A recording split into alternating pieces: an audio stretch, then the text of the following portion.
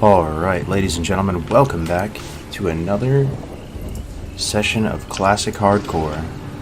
Hope everyone's doing well. Getting in a little late night sesh over here. I'm level 36 right now. Well, let me adjust the sound a bit. There we go. Level 36 right now. Big level for me. And we're gonna try to quest in Dustwallow Marsh. Now, not a zone that I usually do as Alliance, and I'm not sure how this is going to go. Might need some help from you guys, but I was passing through here, and the vibe is really nice here at night, so figured we'd give it a shot. Say hello, brothers. What's up, Seichiro? Will do, brother. Thanks for checking in. So that's the plan. We just got some massive abilities. We got Mind Flay rank 3. Another rank of Holy Fire, another rank of Bubble, another rank of Fort. These past few levels, 30 to right about now, have felt pretty painful. I've been feeling pretty weak, maybe because I didn't have the Gravestone Scepter. But let's see how it goes, guys. Welcome back. Did you get glad the suspense is killing me? I did, man. I did. It's such a relief, man. I'll show you guys the mount if you guys want. Show you the title, show you the mount. It's my very first Glad title on a real server. We got Glad on the private server, but you know, it doesn't really hit the same, you know.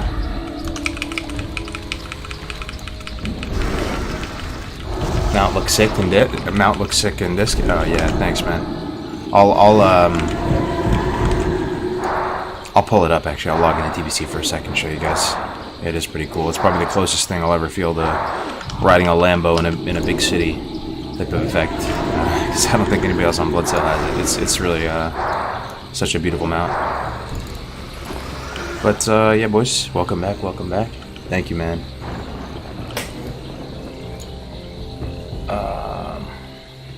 Well, you start early. Only 6:45 a.m. here. It's still in the evening time for me, my friend. I'm in California, West Coast. So it's 9:48. Not too late yet. But yeah, what an incredible day for hardcore. I'll get into all the stuff that went down. But man, oh man. I mean, for starters, that rogue got banned. There's this rogue that was griefing the community, griefing Stay Safe, Frost, Grays. Probably would have griefed myself, except I've been streaming it on godly hours. And we came together, boys. We came together as a community. People reported them. They copied 60s over. And some of us took the L. We had about 5-10 of us, like a little hardcore police force, just protecting all the people leveling. And it worked out, man. You got banned. You'll love to see it, man. Yo, Manler, 119 with a $20 donation. Maybe the Kargoz, congrats on the Gladiator. What is the progress on the rest of XP Classic Era guides? The road to Ragnaros has been more hyped than August 2019. Hell yeah, man. Thanks for the really generous donation, man. They're going good. So Zorant and Tommy are working on them over here at Rest XP. Tactics and I have been working on this New World project as well. New World site. BB Kargoz, congrats on Gladiator.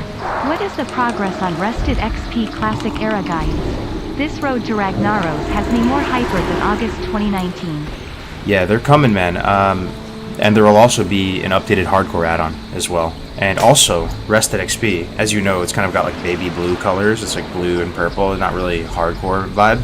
We're going to do a reskin. So it's going to use the same textures and fonts and borders, everything that you know and love from hardcore. And it's going to look sick, hopefully.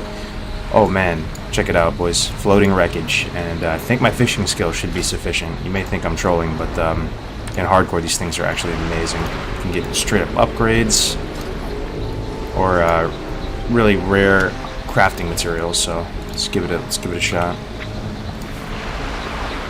How's the sound, by the way? Can you hear me okay?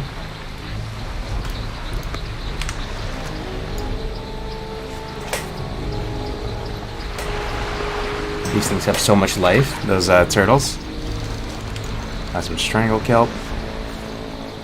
Did you get Gladden in? I did, man. I'll pull it up on stream. Seems like a lot of people are asking about it. It was surreal, man. Brand told me about it. The feeling of going to your mailbox and opening it and seeing him out there. He says, like, the best feeling. He was right, man. But at the same time, because we thought we didn't get it, it kind of it was so kind of traumatizing that it wasn't exciting as it could have been, you know. Oh man, we got double loot box. Oh, that's awesome. Double classic WoW loot boxes. We'll open those up in a second. Yo, thanks, Evan. Sound is good? Yeah, we did, Joker. You guys want to see them out? I'll log in for a second. I'm sure you guys have been seeing it on other streams. 3 loot boxes? No way, dude. Heavy leather? Dude, this is so huge, man. This is might be the best thing I can get out of these, honestly. Because this is for advanced target dummies, and some of those parts you need to get gnomish engineering. Some of the stuff you need to craft, it might be like accurate scope or something, requires that leather. It's actually massive, dude. 2 more heavy leather. Oh man, I love fishing in hardcore. The only time I ever loved fishing. The only time I ever paid attention to fishing. It's hardcore. It's actually good, man. Zari lost his rank 1 due to one of his partners getting boosted. Banned for boosting? Oh, wow. I mean, the thing is, man, once you get a rank 1 title one time, I mean, he's clearly an amazing player, right? He probably got so many rank 1 titles. First one's always the hardest. $2 make ya holla hype train, let's go. Game sound is a little too quiet, yeah? It sounds super loud in my own headset. I'll turn it up though. I trust John Delano Roosevelt. DQs came through, brother. Hell yeah, I'll pull it up in a second. I'll pull it up. $2 make you holla hype train, let's go. What's up, Heisen? Good to see you back, man. Yeah, sorry, not the most exciting content. We're killing neutral turtles, but I do have a quest for this. Really need 8 of these items, though. Hopefully it's not too bad. What's the loot table like for the loot boxes? It's very vast. Hey, Loretta, great to see you.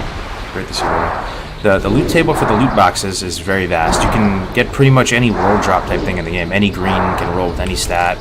You can get plate, you can get mail, you can get leather, you can get cloth.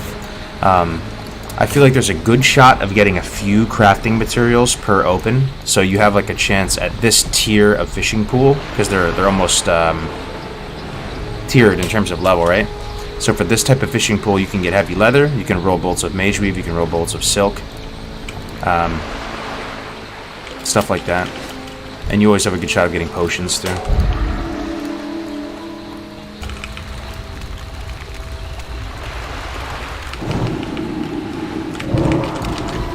Rather watch you kill turtles than succeeding, bro. I'm just glad for the ambience.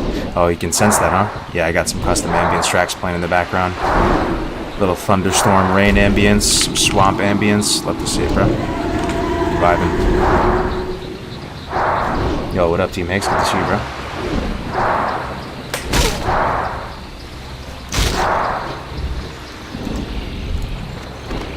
There we go. What program do you use for this amazing WoW quality? Thanks for the compliment, man. I have a guide that shows you how to do some of the stuff, like mess with the lighting settings, but I'm also using a program called reshade.me, which is right there.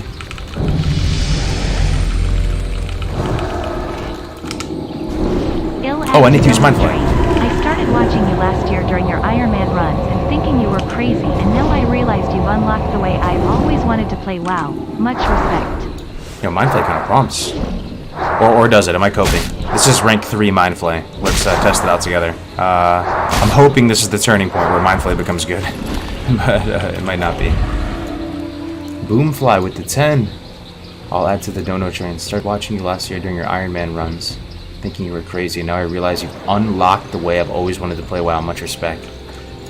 Yo, that's amazing, dude. I'm so glad to hear it, man. I mean, I know some of you kind of see the vision, man. It's a beloved game mode that we've all built together. It's everything you would want in WoW, man. There's community, there's nice people. People are streaming, you're vibing with a lot of people that are similar to yourself, you know. It's a community worth going to bat for, and today we went to bat for it, man. There was a rogue griefing everybody, and we came together, man. We had people copy 60s over, and this is another thing I want to talk about. So Okay, type something in the chat if you saw that rogue griefing, like Stay Safe, Frostadamus, Grays earlier, the past couple days, really. I'm just going to keep it a buck 71 with everybody. So there's this rogue, undead rogue, of course.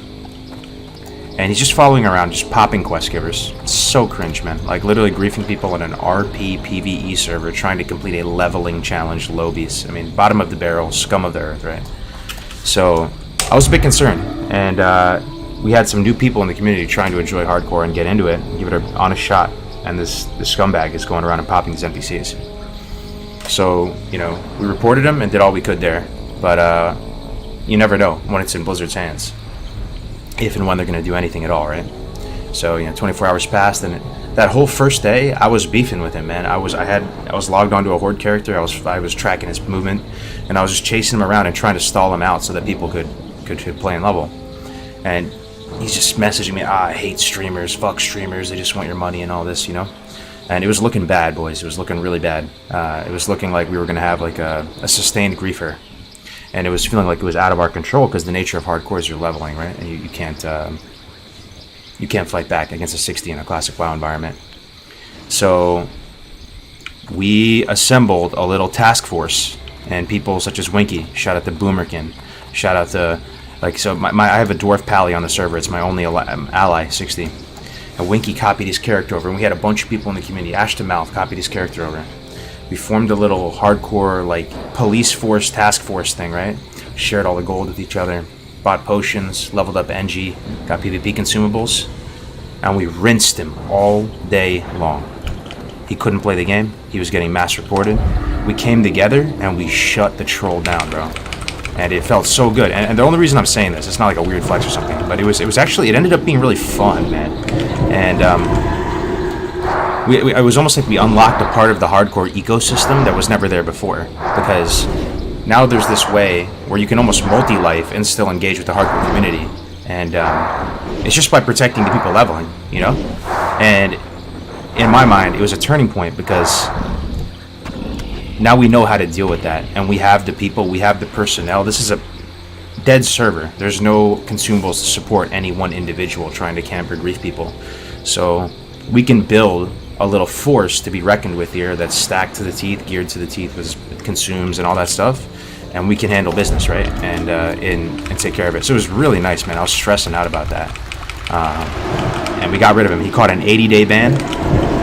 We actually heard back from Blizzard directly, and it was nice, man, to see Blizzard take action against somebody griefing, because I think a lot of people lost faith in their customer service abilities. But we had some really fun clips today of killing that rogue. He couldn't get anything done, man. He didn't kill a single quest NPC. He was just getting fucking rinsed all day long. Yep, community came together. You know, it was almost like Minutemen back in the Revolutionary War times, you know, just like scrapping together a little force and just dealing with it ourselves, you know, and we did. It was a decisive victory. Yep.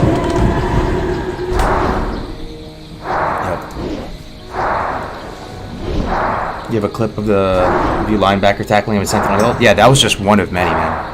It was one of many. It was really cool though. It was almost RP, man. So we were in comms, talking like we were literally on some sort of like military type operation, and we're communicating where he's moving to, and we're staying ahead of him, and we're trying to stay in the bushes and stuff, like to try to stay out of the people's streams, because you don't want to be disrespectful to their content and their stream and their community and everything, right? So we're just hiding in the tree line, and we're mirroring his movement, and it was really fun, man. It actually ended up feeling really cool, and we were riding through the city, and because the server's dead and there's not like tons of geared multi-life characters, these hardcore like lobies are running around and throwing you a salute, throwing you a cheer, and you felt like this little hardcore police force. It really ended up being a lot of fun, and it was a good end to the story. So just another interesting and cool thing that would develop naturally on a real hardcore server, right? On a real hardcore server, you would end up having 60s. You might even actually use that local defense channel that nobody ever uses. You might actually use that, and you know, you protect your lobies and stuff. Yeah.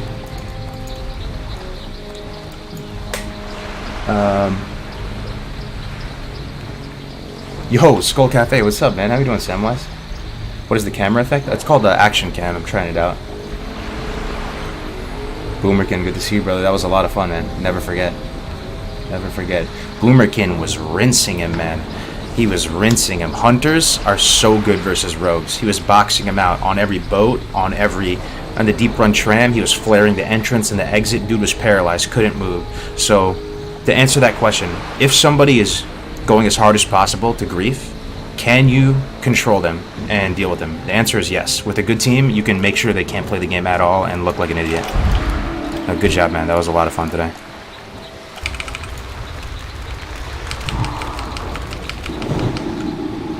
Oh, there's a lot of clips that are going around. If it's not a PvP server, how would he grieve? He was just going around and popping all the quest givers and trying to get people flagged and killed and stuff. It was really toxic.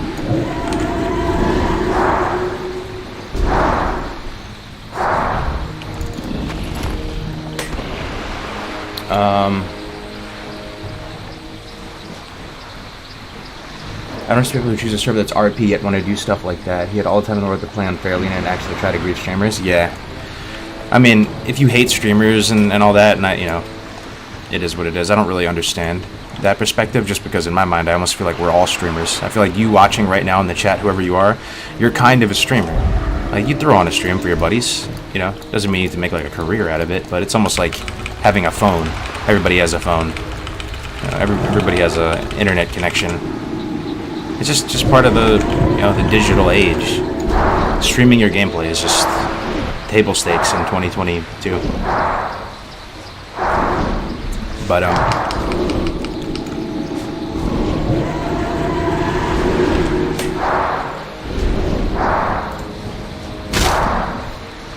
you all have phones, don't you? Yeah. I heard you killed him like 20 times. Yeah, probably that. Yeah. Something like that. But it was fun, man. The hardcore police force. We were even thinking about making a separate guild with, you know, just black on black tabards and just riding around as a little, like, almost like in Lord of the Rings, what do they call those black riders? They're always badass looking, always like hunting Frodo. You just straight up like that, man. You hiding in the tree line. You waiting for anybody to grief. You jump out and just yeah, something like that.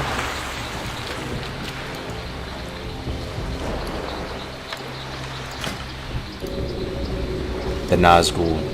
Yup. Something like that, man.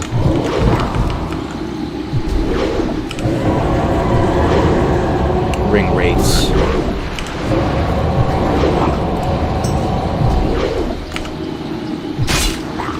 Will clips of the Rogue fiasco be uploaded? They're around, man. They're around. Check Ray's stream. Grace has a really funny one, man. Let's fish this up. D2 in a few days. What are your plans? Or focusing on WoW HC? No shot. What up, Drinky?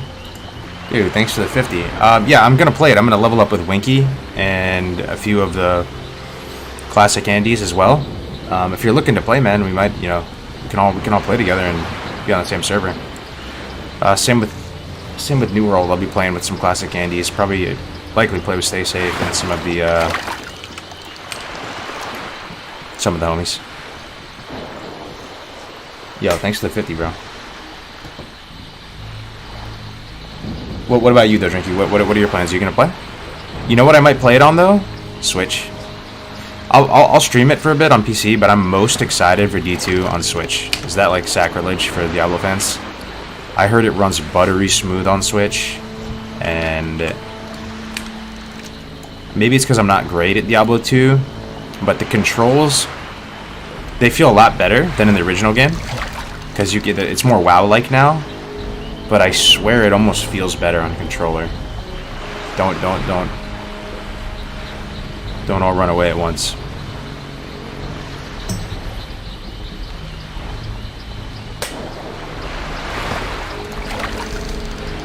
Alright, what did we get? Did we get a loot box? We did. 1 silver. Not very good.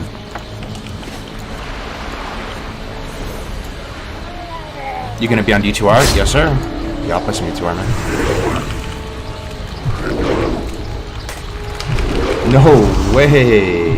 Romanda gifting 10? What's going on, Romanda? Thank you so much. Romanda, one of my oldest supporters for years now.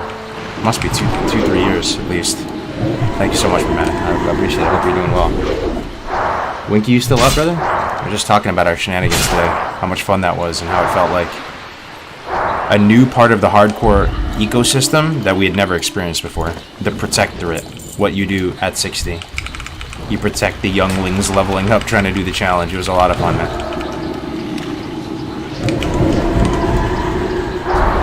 Rating an SSC right now? Yo, thanks again, Romana. I really appreciate it.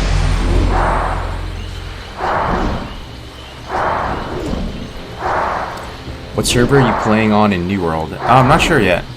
But I'll announce it if anybody wants to play, absolutely.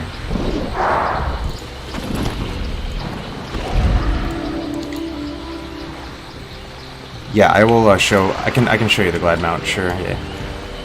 Here, check it out. Let's see if you can see this screen.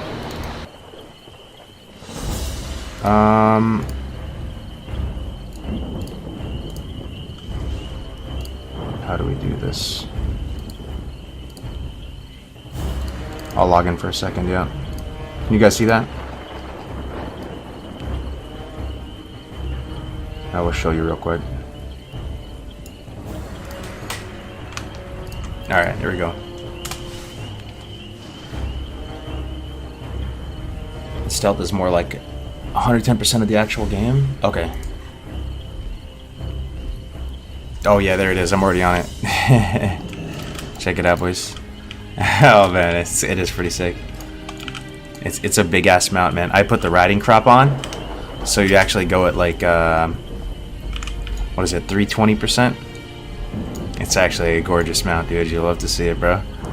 You'll love to see it. Work so friggin' hard for this thing. It may not be rank 1, but it's a struggle, bro. I just hope you got Infernal? No, I didn't get Infernal Gladiator, just a regular Gladiator. But hey, man, that's my first Glad title I ever got in like in a real season, you know. Yeah, man. Hell of a season, dude. Hell of a season. Yo, what's up, Ripper? Good to see you, man. Yeah, thanks, guys.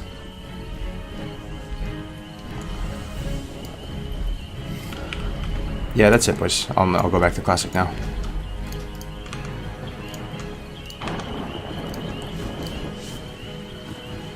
I thought he didn't get it. They did a wave of bans, and there's a few people piloting or win trading or doing one of many, you know, TOS things. So once they banned all those people, the bracket softened a bit, and it ended up being what, 2574, 2579, or 2580 something like that. So we ended up getting it because of that.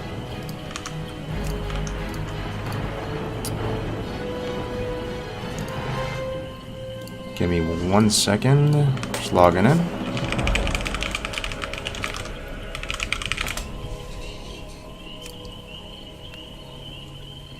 What is piloting? It's basically somebody logging onto your account and playing. So as opposed to like boosting for gold, which technically isn't against... Oh no, what happened? No shot, dude.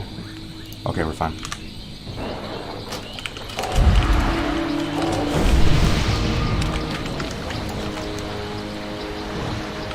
Man, this quest might be a skip. I feel like the drop rate is terrible on this. Mud Rock Tongues. This might be a hard pass. Running any dungeons tonight? I'm not sure. I doubt anybody's on this late. It's probably more of a tomorrow type of thing.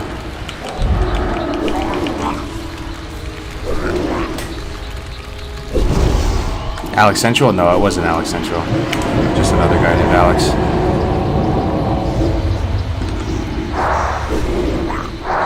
How did you get Glad Mount? You have 2K rating? Yeah, we ended 2607, but we actually were about to not get it. We pretty much were about to not get it until like the very last second when they banned people, or else we would have missed it. So basically Blizzard did do something. People were saying, oh, Blizzard's lazy. They're not going to change the brackets around. They're not going to ban people. The game's on autopilot. They did. And as scuffed as Season 1 was, in terms of a lot of their inability to protect some of the players and foresee some of the issues, they ended, you know, they ended up doing the right thing and banning people, and it's good shit, man.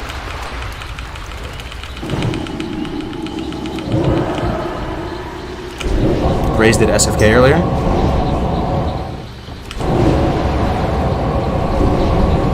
Are you glad? Oh yeah, we ended up getting it. Yep.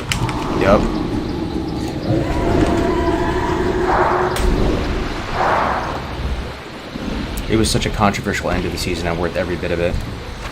Yo, thanks, man. Thanks, Trident. I appreciate it, brother. All right, now that I'm 3 of 8 now I'm starting to think that I should do this quest.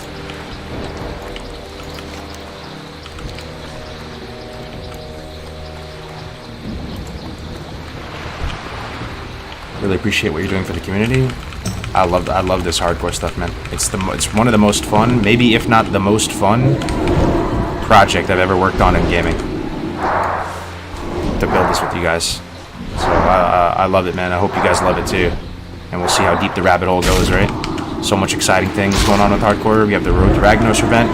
There's another event coming that hasn't been announced yet. I would just tell you 100% what it was, but there's other people involved, and I don't want to, like, you know, screw them over or anything. So there's, you know, multiple hardcore events coming on.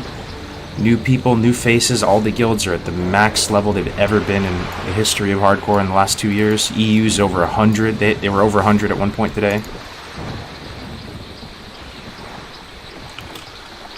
And it's so nice. It's twofold, right? Like, so not only is it a pushback towards like hardcore and solo self-found and leveling and making all that relevant again, but it's also a bit of a revival for vanilla, because TBC is out, and you'd think nobody would play vanilla, right? But it's really nice to see that the guild is overflowing. We're getting over 100 members per day in the Discord. I remember like a week ago you were running through trying to avoid the Murlocs. Yeah, man, true. What's your most favorite class and race? Gonna do a fan art for you? No way. Favorite class and race? It used to be Hunter, but I almost feel like a lot of people know me as a Warlock now, right? And I've like positioned my brand a lot recently to be associated with Warlock. And I did main Warlock in both Classic and TBC, so I think my Hunter days are over. I would say Orc Warlock. That'd be great, man. I mean, if you could do some fan art, not for me, but for Road to Ragnaros, for us, for the hardcore community, if you have art skills, that would be even better than fan art for me, man. If there's some way you could make some kind of cool, like, movie-style poster or something for Road to Rag or hardcore that, like, everybody can use, like, stream asset-wise, or...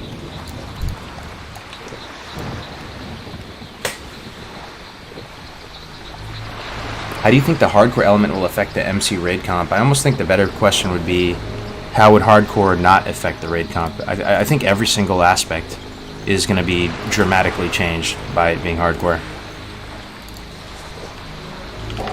Everything from like the composition, the strategy, the itemization, just literally everything. The entire meta is torn to pieces and flipped on its head. Vanilla, when you think, how would you define vanilla raiding? You know, get world ups, stack brown and yellow classes, and go in and just meat grinder everything, ignore mechanics, and do massive damage. None of that's going to really apply in a hardcore setting. You're going to have like the least amount.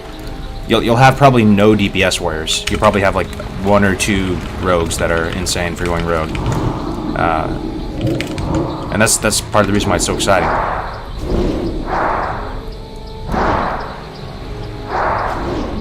The rag art so far looks very professional. High bar to set. I appreciate it, brother. You know I am a sucker for nice art assets. If you know Adobe After Effects, if you're a designer, if you're an illustrator, if you have the ability to make beautiful artwork that can help the community and give us more stream assets, custom camera frames, borders, overlays, textures, all that, please hit me up, man. We will pay you top dollar to get it done so we can all like have fun with this game mode.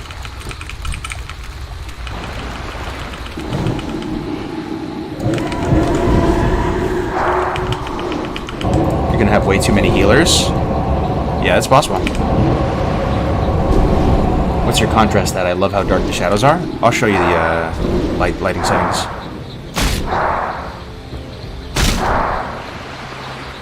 That's the most boring MC ever. Warriors and Rogues just cleaving everything Ruin Classic. Yeah, but Warriors pumping in Classic are also kind of insane, right? Like, it's I mean, who played Warrior in Classic as a main? I mean, it's kind of insanely fun to play a Warrior in Classic. Like, the damage you do is just incredible.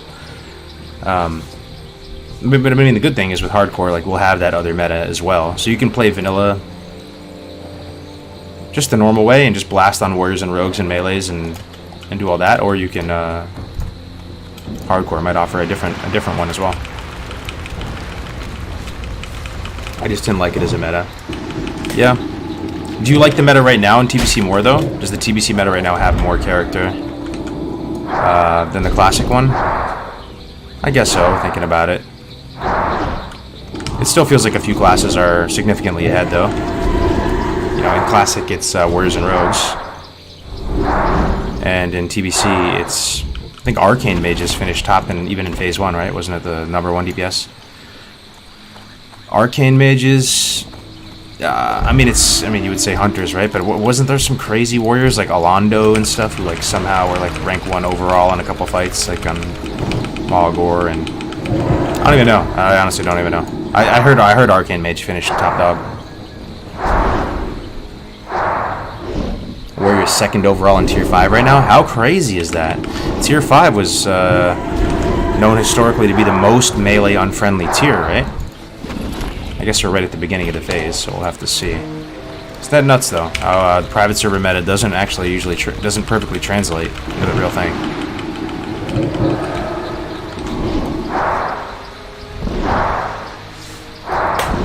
We did get glad, brother. Yeah, we just showed the mount on stream. Yo, see you later, teammates, bro. HC is the new wave, man. Thanks for everything you do, bro. Thanks for being part of it, man. Everybody being part of it.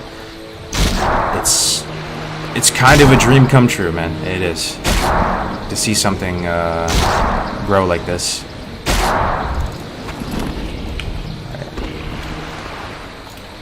Like I know there's some entrepreneurs in the chat, right? And we have more down days than we have up days. But this is what we live for too, man. I've always said I've been like equal part entrepreneur, equal part gamer. Being able to do fun projects like this with your friends and grow it and like build it, and then it gets traction and momentum, and you just do fun things like every day. You're just planning fun things. It's the dream. See how long the party can last. I hope Hardcore sticks around and becomes a long-lasting thing in the WoW community. But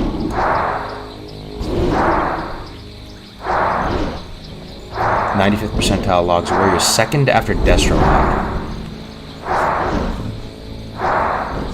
Are you Shadow Spec? I'm a Disc in Shadow right now. I'm down to Meditation and Inner Focus, which all these talents have been phenomenal. And then I went down Shadow, and I picked up these talents. If I had to do it all over again, for whatever it's worth, boys, I wouldn't have gotten them. Just in hindsight. These have not been that great. They've been okay. But I think I would have been better off just honestly sending it and going Holy if I had to level this guy again. And if you're going to go Shadow, just do it at 40. Like, I think Mind Flay is a DPS increase now. Right, let's Mind Flay right now, rank 3. 63 a tick. Does Mind Flay tick every second? I think it does, right? And my wand, which is not the greatest wand, is hitting for 43. 39, so. But it's free damage.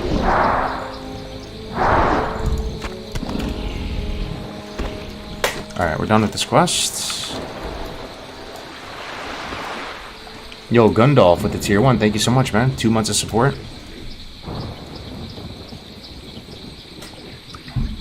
Congrats, bro. That's big. You're killing it, and I'm looking forward to Road to Rag. Wish you all the best with that one. Hell yeah, man. Sounds like you're gonna just be watching it. I'll try to put on a good show for you, brother. Is this the new hardcore add-on UI? No. The new hardcore add-on we're working on right now, and actually we need some help with it.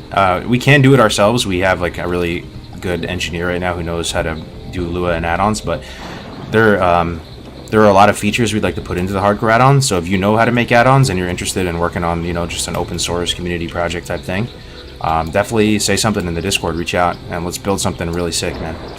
Like some of the features that we're trying to build for the hardcore add-on is we're trying to make it so people don't have to stream or record, or don't have to, and they still are encouraged to because it'll protect them against DC deaths. But in the guild pane, we'll be able to see both red dot, green dot towards who has the add-on enabled.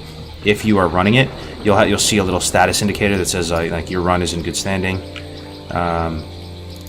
You know, being able to toggle on console settings and more immersion type things with one checkbox, being able to overlay.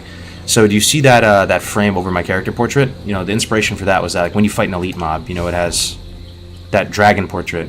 If you fight a rare mob, it has the silver dragon portrait. If you're hardcore, you have your own rule set. It's your own game mode, so you have your own portrait too. So, but as it stands right now, that's just an overlay in Streamlabs. With the new hardcore add-on, that'll be like stock on your character. So you can open up the map, and it won't even show that anymore. It'll be basically built into the game. Little things like that.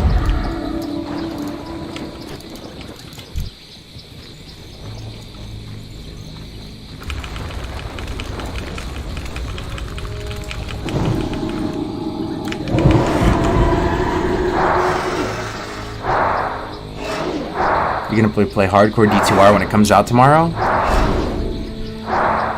I'm down.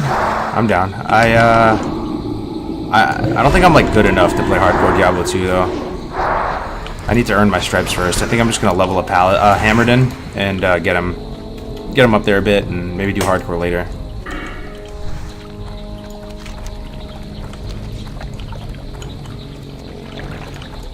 Let me see something.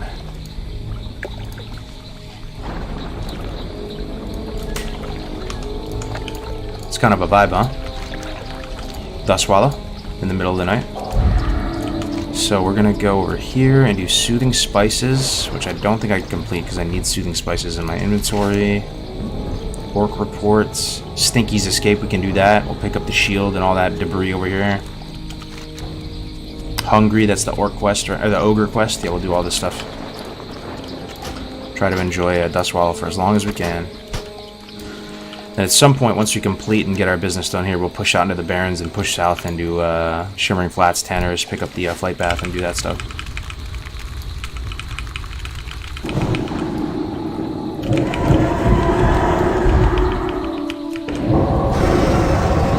Yo, Dolan Manninger with the new membership. Thank you very much, Dolan. Welcome to the community, my friend. If you're doing hardcore vanilla WoW, you have your stripes for hardcore D2, man? Alright. 1 year of support and still miss your stream if you're not on. You're the easiest to watch for me by far. Still a huge fan of hardcore. Best meta ever. Rats. Yo, Jim Boston. Recognize the name anywhere, brother. It's been years. Thank you very much for the continued support. 1 year of support and still miss your stream if you're not on. You are the easiest to watch for me by far. Still a huge fan of HC best meta ever. Grats. It is a good time, my man. It is a great time. I hope everything's well with you, man. The kids, the family. D3 hardcore didn't feel as tough as it did in D2 hardcore. Yeah, I've said this like a bunch of times, but I'll say it again just because it will be interesting, and hopefully like the new people who haven't heard it before will like get something out of it. Diablo hardcore is fun. It is very fun. I would still play it. Don't get me wrong, but I went into it really like applying myself and having a lot of fun for D3. So I made a Barbarian, Whirlwind Barb, and that was my main. I started in hardcore because I thought it would just be better than playing a regular multi-life character in Diablo. So I started D3 as a hardcore character somewhat recently, within the last few months. And I worked on him for like 2 weeks straight. And I got him pretty decent gear. You know, they have like that immortal tier gear. I got him the full green set, and you know, just farming on him for like 2 weeks straight, learning the game. And then I was in just a map swirling around like I always do. I think it might have been the cow level, and I disconnected. And I disconnected just with like one mob on me, one of those little one of those little bats that just spits at you. It was attacking me when I DC'd. Came back. Character was dead. I never really DC too, right? And there's nothing you can do. And it just felt so fucked up, man. Like, I know that's just the nature of the beast, but it did really take the wind out of my sails, and I was like, okay, well, now I understand why you would want to, like, make a multi-life character first. And where I'm going with that is, like, in the hardcore community that we have, because it's not an official server, it is really nice that we can review these DCs, and people can keep going. Now, you might think to yourself, well, then why do you want a hardcore server if that happens in Diablo? And it does feel really bad, because how you feel is you feel like you're on a ticking time bomb, and your character is only going to survive for as long as your internet is stable. But the difference between WoW and Diablo is that in Diablo, you're constantly fighting things. You're trying to stay in base for the least amount of time as possible. Whereas WoW, I'm just running around the open world getting quests, like right now. Like, if I DC'd right now, I'd be fine. But if you DC ever in Diablo, like, you're likely dead. Like, it's almost like a 95% chance you're dead. So I haven't been able to, like, recover and get back into Diablo hardcore since that. And that's one of the strengths we have in our community right now with hardcore WoW.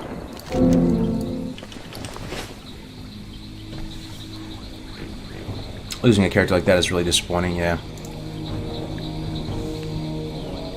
When I fight and get DC, do I have to delete my character in WoW?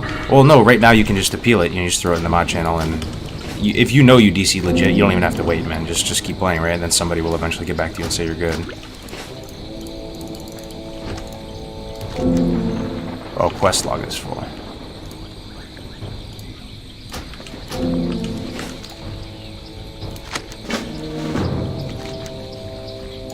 Look at all those quests I have in Theramore now. This is pretty juicy.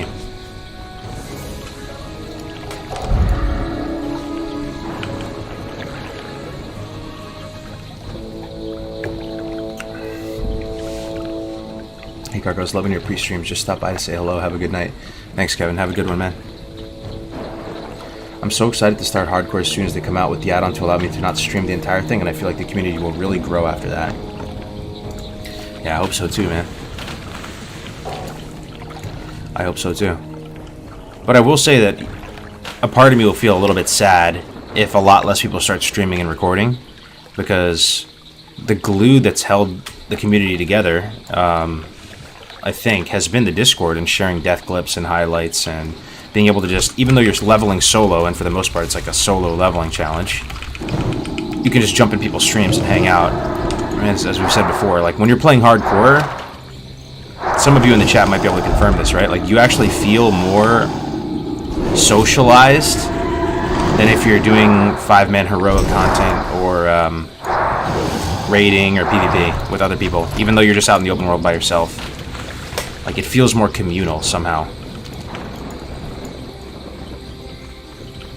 Yo, Pulsations X, thank you very much for that Twitch Prime, brother. 100% the recording keeps the community going. Streaming the challenge makes it so much better, even if no one tunes in, because if something happens, you have the clip. Yep, it protects you against DC. You know, there's other things too. Like, I think you like psychologically play better if you know that you're recording, even if nobody's watching. So,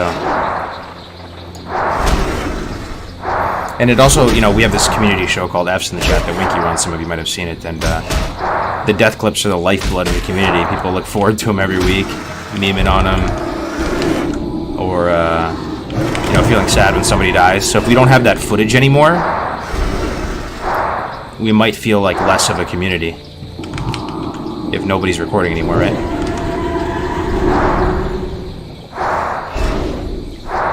But, you know, with the add-on, we could just encourage it, though, right? And I think a lot of people still will, because, I mean, if you play hardcore, you're going to want to have protection against, like, disconnects. You know, you're taking a risk if you're not recording and you're just running the add-on. And sometimes it's okay. Like, you could just do a fishing stream or a gathering stream and you know there's no threat of death. I could see myself doing that a lot, actually. Because it feels a bit unnecessary when you're just doing something super passive to have to record that or stream that.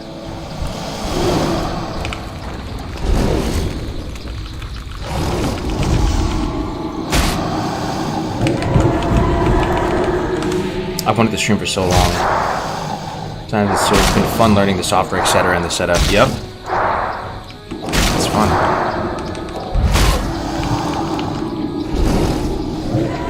Here's I had a hilarious joke I was gonna play. I was gonna come in here on a new account named Unstable X, but I forgot the password I made for the account. Oh my god. Yep. If you don't know what we're talking about, we like the other day we were talking in chat saying, you know, what was the most cringe username you ever made in your life? Going back to the Zanga, AIM, MySpace days and stuff. That was my one of my Xbox Live gamer tags. Not my proudest decision. Also, if you stream, there's a chance Karg will raid you and you get you killed. Those are the days of edginess, yeah.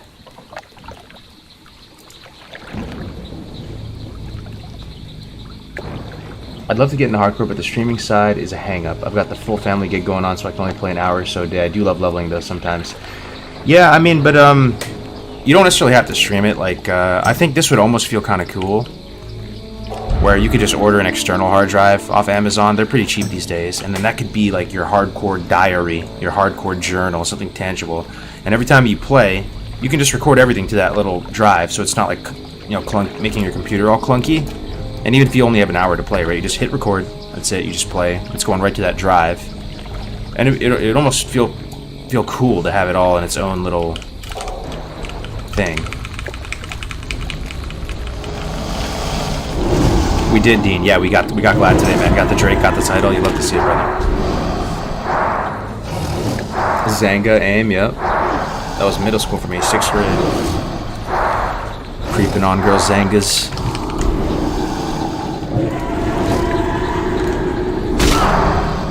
My first Xbox Live gamer tag was Midnight X Crisis. Yo, it takes some bollocks to admit that, though. I respect it. Midnight X Crisis. Yeah, I was right there with you, brother. I remember my one buddy that I played Halo with, right? He could pick any name in the world, right?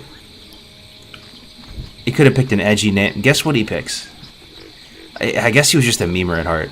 Out of all the names, like, I'm asking, like, all right, you make your guy? Like, you know, when you make your gamer tag? Yeah, what'd you choose, man? And he's like, oh, it's called Flesh Muncher. I'm like, what the fuck? Flesh Muncher? It still cracks me up. I think he was just memeing, you know, like... X Bloodshot 514 was mine. Was it really? I actually, yo, with the different capitalizations, yo. I know, it was just like... No numbers, nothing like that. Just straight Flesh Muncher.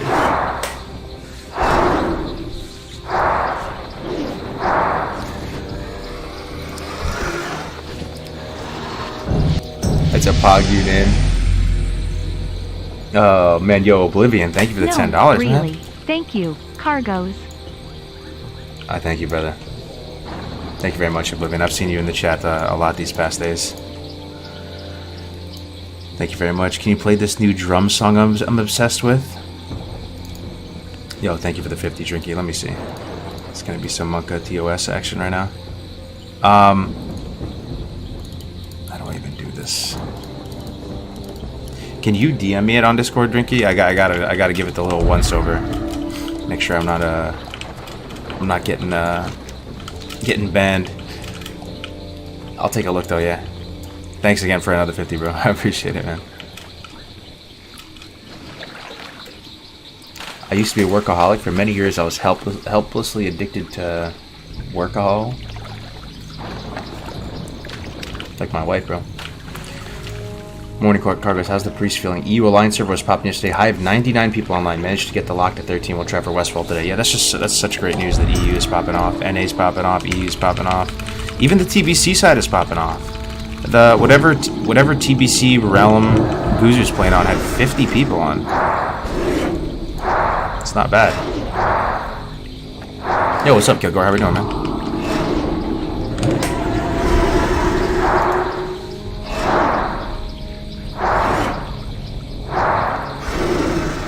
Yo, is mine stupid? Honestly, tell me.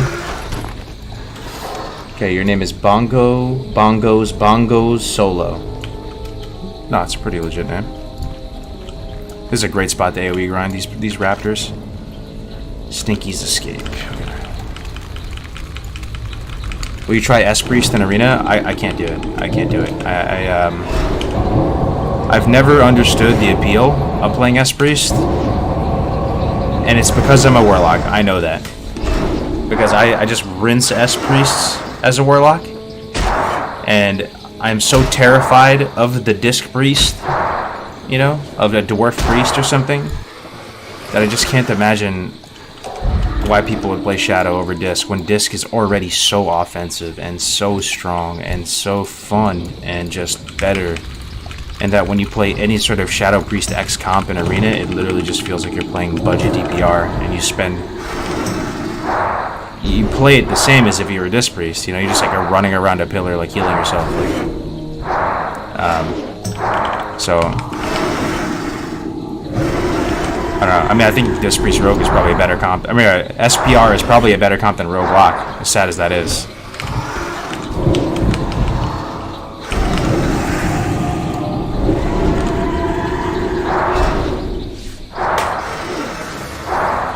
Yo, Crix, man, thank you very much for the raid, brother. How was, did you get into some hardcore today? You doing it another day? Okay, we're actually, no, we should be fine. Yo, thank you so much, Crix. Let me do a little shout out for him. I got way back with Crix. He really put me on to learning about TBC months and months ago. He played on the private servers for a long time before and earned his stripes over there, then shared that knowledge with me, introduced me to a lot of private server big brains, helped me earn a couple stripes before the game came out. I'll never forget that, brother.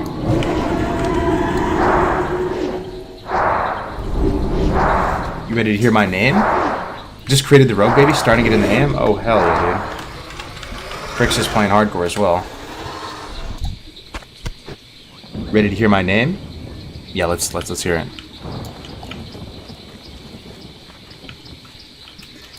My Naga. Alright, it's a little monkey TOS, but What can I do for you? Have a good one. Yo, good luck, brother. Good luck. Hope you have a blessed run, my man. How are you? Safe travels. Yo, Lakai, thank you very much for that tier 1 subscription, my friend. Welcome, welcome. I wonder how long until they make me change the name. Well, hopefully you just die quickly. Have a good one. No. Oh, wait, what the hell is this? Look at this, look. It's a rare named Dart. What is this, man? What is this?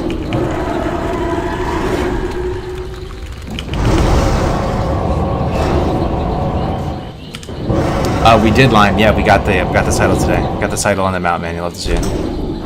Thanks for asking. You're actually pumping 36? Yeah, almost 37, brother. Priest is a lot of fun.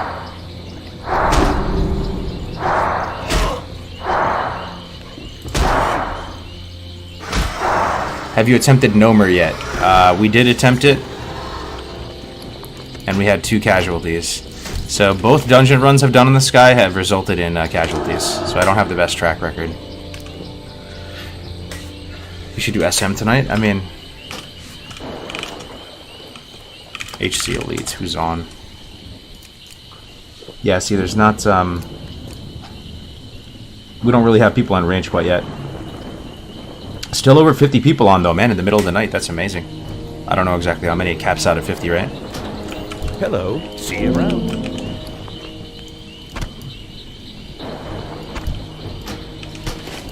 You need something? See you later. Blood on the healer's hands, yep. I'm hoping Rogue is fun. Rogue, I was like the biggest Rogue hater for so long, Crix. On many GMAs, I would sit there and just talk shit about rogues and saying, like, imagine playing Rogue. And, you know, when you could play Warrior, and I would meme on them all the time and think Rogue was so bad. In hindsight, it was just my inexperience. Because I've you know, I now see the utility a Rogue can bring. And I see why Rogues are fun now. But it took, there's 89 on HC Elite, that's insane. It took me playing one on Hardcore for me to realize that, man. Hardcore really makes you, like, love the Rogue abilities and love the class fantasy. But yeah, like, why would you play a Rogue over a Warrior in Classic WoW? Even if you're just multi-lifing and playing regularly. It's because you can still keep up with that top tier damage. You know, like you said, even in the sweatiest of raids, you'll see a yellow or 2. So you can keep up. You may not have the ultimate min-max potential to do as much damage as a warrior, but at the end of the day, you don't really compare classes to each other. You just compare, you know, within your classes. And you're just way more self-reliant. You can take care of yourself out in the open world in PvP. You're not as gear dependent, not as dependent on a healer. Way more, yeah. You have different utility in the dungeon. Rogue's pretty sweet.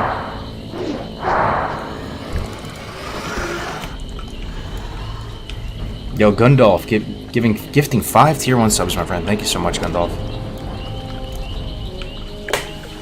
Thank you very much, brother. I appreciate the support.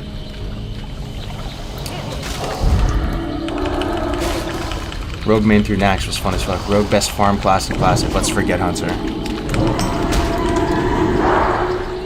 Rogues in PvP come with so much potential over a warrior. Yeah, 100%. Exactly. That's another thing, too. I mean, if you play a warrior, you're playing a class that's going to get dunked on 1v1 by, like, you have an unfavored matchup versus literally everybody in 1v1. You're the whole. And then when you play Rogue, you're favored versus most, if not all, the classes. So, just those facts alone makes Rogue more compelling. And then even in a dungeon, you know, you might be, you might not know what a Rogue's utility is in a dungeon. And if you're doing a dungeon cleave, which was the meta of Classic, right? Whether it's a melee cleave or a spell cleave, if you're going for a melee cleave, you'd want to stack warriors, and there really isn't a huge reason for rogues, right? Because it's all about AoE damage, and rogues can just blade flurry every 2 minutes or whatever, right? So, yeah, in a cleave scenario, the rogues aren't the best. You know, in a melee cleave, you just stack warriors, and then obviously they would have no place in the spell cleave. But in hardcore, you're not cleaving anything down in hardcore. You're meticulously picking apart the dungeons, right? You're in comms, you're controlling stuff with CC, you're pulling with sap, you're sheeping targets, and in that scenario, rogues feel so high impact in a hardcore dungeon. Let me tell you, I remember doing Maradon on my rogue. You pull with sap, then the tank picks it up. So even though, you know, you lose stealth in vanilla when you sap, unless you talent into it, it's okay. You know, they just pick it up off your sap, and then you know, you're stunning things, you're gouging things, you're blinding targets. You can make massive plays on rogue. You can also provide like very useful reconnaissance for the group, you know, because in hardcore, all the pulls are so delicate, right? Like you can't just hard charge around a corner and face pull 2 packs. You have to like carefully angle your character to peek around a corner. And if you're in stealth, you can do that way more reliably, right? Like, so around this tree, there's a whole bunch of packs. Like, let's say it's ZF, right? And we're about to turn that corner, and there's that big, like little village over there on the right. A rogue with stealth, peek that corner, mark everything up, and then when the group's ready, pull with sap, and then everybody picks up off that, and it feels incredible, man. Try a hardcore rogue. It's really so much fun. But the stun lock is incredible. Agreed, so much CC potential. Rogues are amazing tools. Low CD kick, multi-target CC with blind sap, gouge stuns. That's coming from Ampi too, yep. In a hardcore dungeon Ampi, would you bring a rogue in your dream team? Like, let's say you had to go do Scholomance. What composition? That's a fun talking point. What would you guys bring to a hardcore Scholomance? Your character that you put 20 days played. What tank are you bringing? What healer are you bringing? You bring in multiple healers. 2 healers might be the play. For like Rattlegore, and just as like a safety net, hardcore dungeons might be like a table stakes 2 healers type of thing. What do you guys think? Depends on player. Dash was talking about double healer with Pally Priest. Yeah, so you're thinking right now like double healer would be standard. Oh wait, am I about to like fail this escort? What the fuck? Am I about to fail this escort? Bruh. I think I failed this escort, man. Just think he's escaped. Oh no, never mind, we're fine. Okay. Alright, another quest down.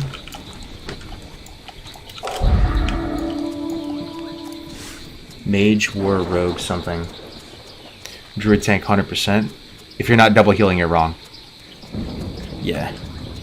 Yeah, I think you're right. I mean, for fights like, you know, Rattlegore, right? The second boss, or is it the third boss? And Scholomance, he's the guy who looks like, what do you even call that type of mob? A flayer or something? He looks kind of like a beetle with like scythes as hands. I don't know. That he hits super hard, and I swear, like, sometimes it feels like you can't even out-heal it. Like, he'll just two-shot the tank, you know? So having 2 healers there is almost essential. Bone Flayer, yeah. What happens when we're on boss 2 and 3? 2 and 3 dudes wipe in MC Kargoz? Are we going to practice slow gear runs on private servers? I don't know. Probably not. I mean, if people die, we'll just replace with people in the guild. Hopefully we don't have a whole wipe, though. Like practice on the PTR or something. Yeah, we were thinking about that, but I think, like, the content factor is also a real consideration. Because, you know, it'll be, and it's not even just for the viewer, too, because it almost makes it feel like it's like scripted content or something, but it's even for the player. So if you're a player, like, you know, your head's going to be more in the game, you're going to be more scared, you're going to be more vested, you're going to have butterflies in your stomach if it's the first time you've done it. We're stepping into Molten Core, and it's all just theorycraft, and now we're here. Versus that if you just practice it a million times on a PTR or something.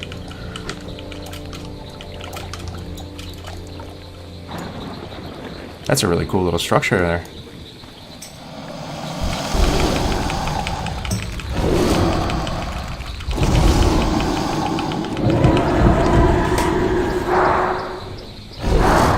Ash just finished his 60 to 70 continuation, waiting to turn in cloth and org now for a ding party. Oh, hell yeah, man. Best comp for trios. Best trio comp, let's see. You'd build the foundation of either a spell cleave or a melee cleave out with that. I'd imagine warrior, shaman, rogue would be pretty good, right? I would say double warrior shaman, but one of the warriors is not generating much rage, right? Because he's just not getting hit. Unless you can somehow find a way to, like, pull lots of mobs and have both warriors taking damage and just pumping and cleaving.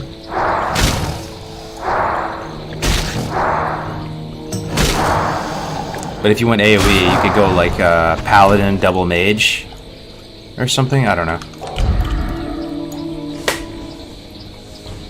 Do you actually think you'll have 40 verified 60s for Rag? Yes, I do. Yes, I do. I don't know what the time frame is going to be, but if you just look at our hardcore guilds on Blood Sale in the past, like, we eventually got up to 60 or 40 people verified 60s. There have been hundreds of people who have completed the hardcore challenge now after like 2 years of doing this. So eventually we will get 40 bodies. Eventually.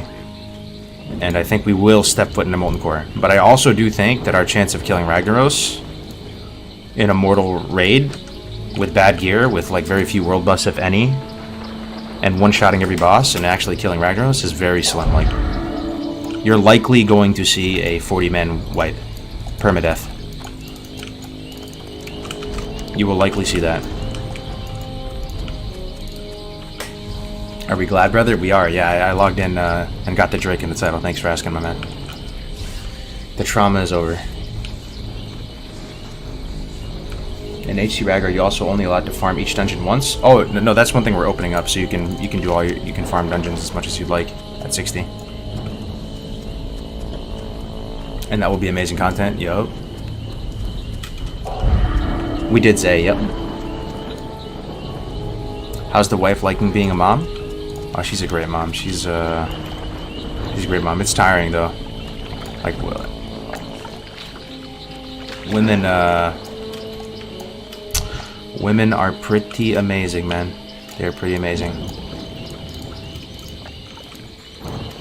They oftentimes just, you know, do most of it when there's children.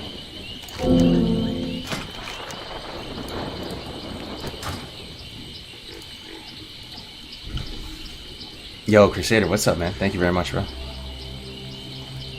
Based in Glad build. If you die in a raid, you still delete? Yes, permadeath. I don't think I'm gonna ever cleanse this eye. I want to keep this for shadow damage, so I'm gonna abandon that.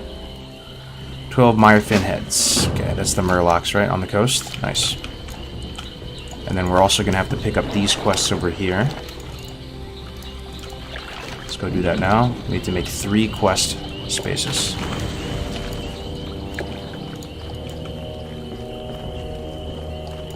High perch venom. I don't think we're doing this. This is 1,000 needles.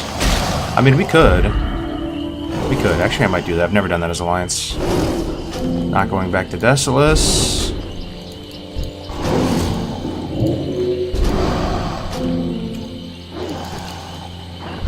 Okay, I just used a bag of marbles charge on a random crocodile. You really hate to see that.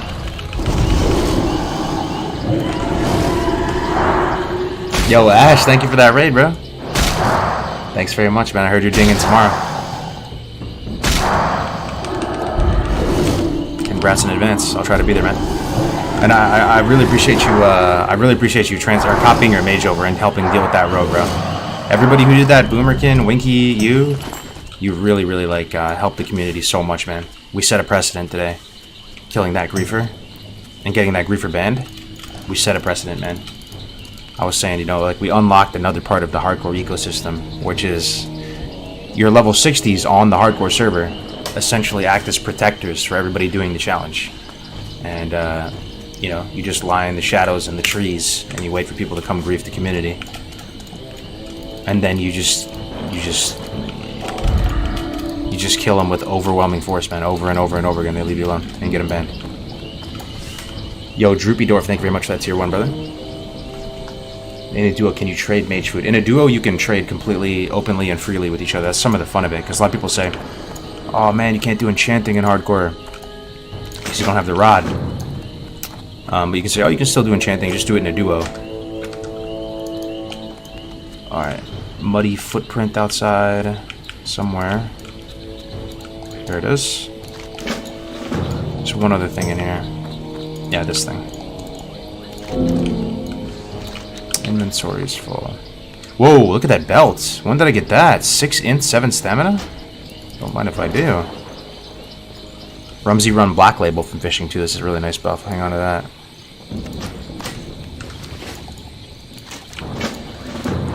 Alright. Let's head to Tannerus, boys. He did get banned. He caught an 80-day ban. Yep. We didn't negotiate with the terrorists. We, you know, we didn't ask for mercy from him. We didn't try to reason with him. And that's a line that you don't really know how that's going to pan out, right? Like, we were aggro with him back, you know. He was putting hands on our community and griefing people and killing NPC, killing quest givers and spamming I hate streamers everywhere. So we pulled it off, man. We had people copy their characters over. We mass reported them. We did everything we could, and we handled it. It was amazing. What level do you think you're going to make on this tune? I'm going to do my best to get 60, my friend. Yeah, I was hyped to see guild come together like that. That normally didn't even happen with normal guilds on PvP servers. I know, dude. It was so nice. It shows that we can handle it, though. You know, we can take care of our own. Yeah, I'd love to see that. Caught the 80-day ban, and even before that. It wasn't like he was killing all the NPCs successfully and successfully baiting people into getting flagged. He accomplished nothing. He did nothing with his life. He didn't kill a single flight master. He didn't kill a single NPC. All he did was die over and over again and take res sickness over and over again and do nothing.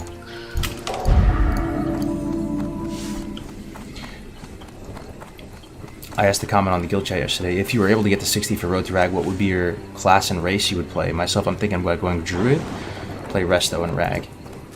Yeah, I've been back and forth on that. I think I'm going to go a healer. I think we're going to need healers, and it's either going to be Dwarf Priest or Dwarf Pally. But then I've had other moments where I've thought to myself, man, it would be kind of fun to be a tank, and maybe that would move the needle most and help people the most if,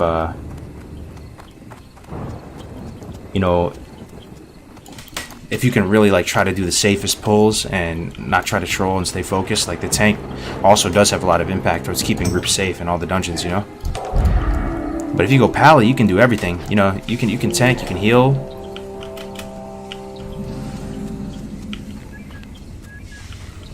Is that a Blue Lives Matter hat? Oh no, it's just a regular hat. Got a flag on it. But yeah, shout out to everybody in law enforcement and everything, man. Much respect to you guys. Much love and respect and admiration, 100%. Yo, But when do you think they're going to come out with Classic Fresh? I was hoping soon, within the next like month or two. But I was talking to Stay Safe and Tactics and a lot of other people. They think it's coming out early 2022, like maybe January or something. But it's not the end of the world, right? Like we may lose some hype if it takes too long, but that's okay. We'll lose some tourists, sure. But the real like hardcore base we have, it'll just give us a longer runway to play the game together and be excited about something together, you know? The hype before something comes out is incredible. You guys remember the hype before Classic. And a lot of us are getting those same vibes again with this Road to Rag and the concept of hardcore rating. The expectation may be way higher than the reality. The reality could be almost underwhelming, you know? So it's kind of nice that we're just vibing out in this like honeymoon stage leading into it, as well as it's just good vibes, man. So whenever it comes out, it comes out. If it's really far off in the distance, we could do it on Bloodsail Era, man. And I feel confident that we can deal with griefers and stuff now too, because that's a big pain point for me. When I think about the event of Road to Rag being successful, I think like top 3 pain points is people griefing. And we'll be on a fresh server, so we'll be same level as them, and they're not going to have some massive level advantage, not going to show up in full tier 3 and start popping quest givers, you know, but there's still ways to grief. But if we did do it on Era or something, we would have plenty of 60s ready, willing, and able, fully consumed up, ready to go, spec'd for PvP, spec'd to handle that stuff, and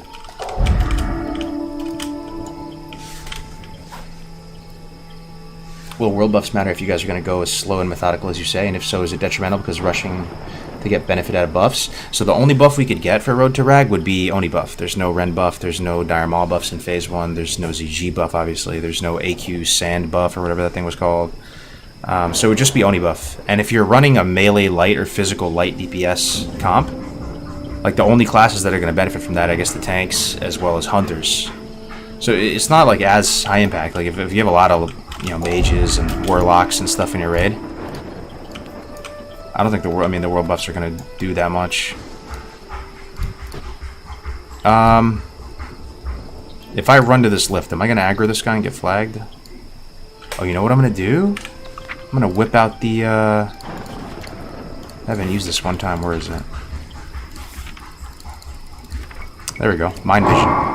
Whoops, that's the wrong spell. My bad. My bad. That's not it. Mind Soothe. There it is. Alright. Fingers crossed. Pog, pog, pog. Always wait for the second elevator. Always wait. Never take the first one. Good rule of thumb for hardcore. You're flagged now, though? I don't think so. I don't have the shield. Am I? PvP flagged Monk S.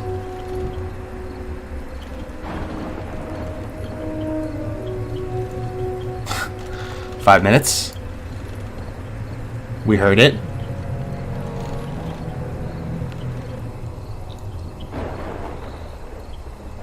Not flagged, it's a non-combat spell like Sap. Sap doesn't flag either. I don't see the shield here though, right? Wouldn't I have a shield next to my name if I was flagged? I don't think I'm flagged. Oh, Lone Bro's Journal. Oh yeah, that's right. That's an alliance thing. There's a splattered dwarf over here. He basically fell off of the Great Lift. That's kind of flavorful. Check that out, boys. There's a dwarf who just fell off and died, and you pick up his journal, and that's a quest for alliance. I think. If you read his journal, I think it... let me see. Let me see. You slowly open the weather journal of Henrik Lonebro. Quest log full. Oh, sheesh, man. Alright, I'll do it later.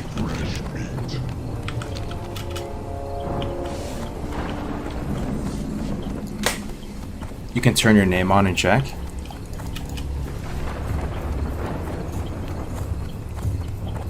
Your graphics look slightly altered. Yeah, they are. They're a bit altered.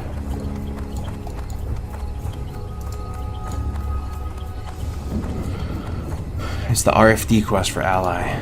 Gotcha. Oh shit! I thought that was a player for a second, man. Scared me, man. Classic Hardcore Clips in the chat. Yo, if you guys want to support a brand new hardcore channel, Fake Cutie, who a lot of you guys know and love, are Fake Cutie fans. He's called Guide MMO on his main channel.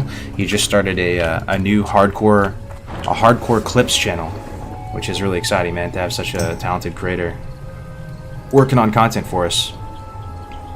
Let me link you his videos, and you can sub through there if you guys want. Here's his recent video from today. Best classic hardcore deaths and close calls part 1. If you guys want to check it out. Putting it in the chat right now. Throw him a sub. Fake Cutie's amazing creator. Makes extremely probably out of all the creators I've ever seen in my entire time doing this, he makes the most to the point videos. Like his videos are 1 minute long, or a lot of us other creator Andy's just take 10 minutes to explain one thing. That's one thing I always really liked about his content.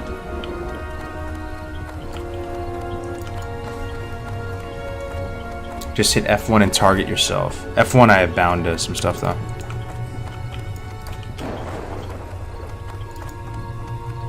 Frostadamus is doing the hardcore challenge? Yeah.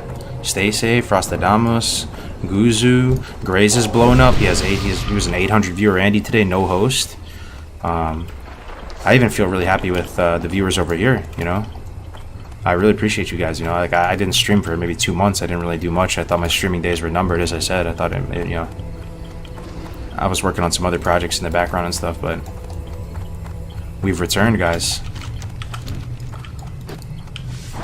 Parla doing it? Yeah, Parla's been doing it. Parla's actually been here for a while, dude. Parla's an OG in the hardcore community. And one thing I always really liked about Parla is Parla plays in a sweaty guild, right? He's an Apes member.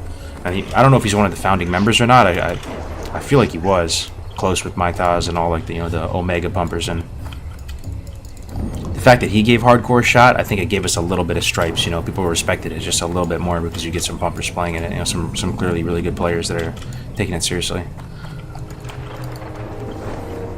Yeah, Parla's great. Parla's from Tactics Country.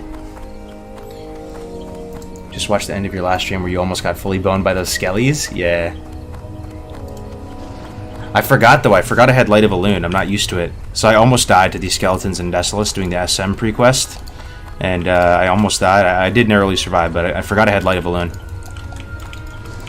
I'm such a horde brain that it's this blue vial on the left here. This item.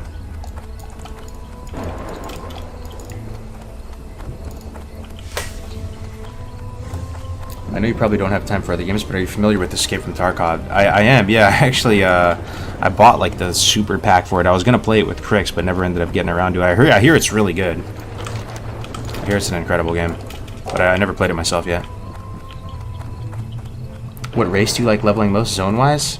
I'm an orc male at heart. I love Duratar. I love the Barons, the whole vibe of it. I know a lot of you hate Duratar, the sickly orange hue of it, but I love it, man. That's the most cozy and homey zone for me.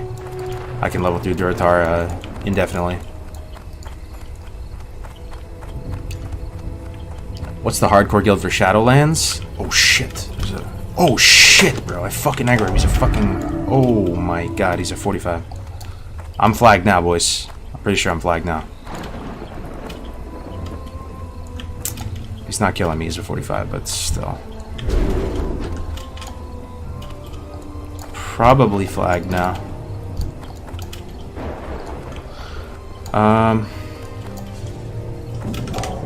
Whatever, man.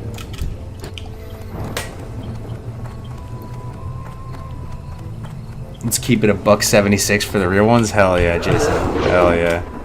Gotta do it, man. Good to see you up and see me in the stream every day, man. Are you still raiding, Jason? What are you up to these days? Now that we got our Glad title and got the mount and everything, we were thinking about transferring over to Mancreek to be with the boys and play a bit over there on our mains. Special items like Light of a Loon give so much flavor to vanilla. I agree. I don't think there's ever been an iteration of World of Warcraft that was like that again. Right? Has there? If there is, let me know. And what I mean by that is vanilla WoW is the only version of WoW ever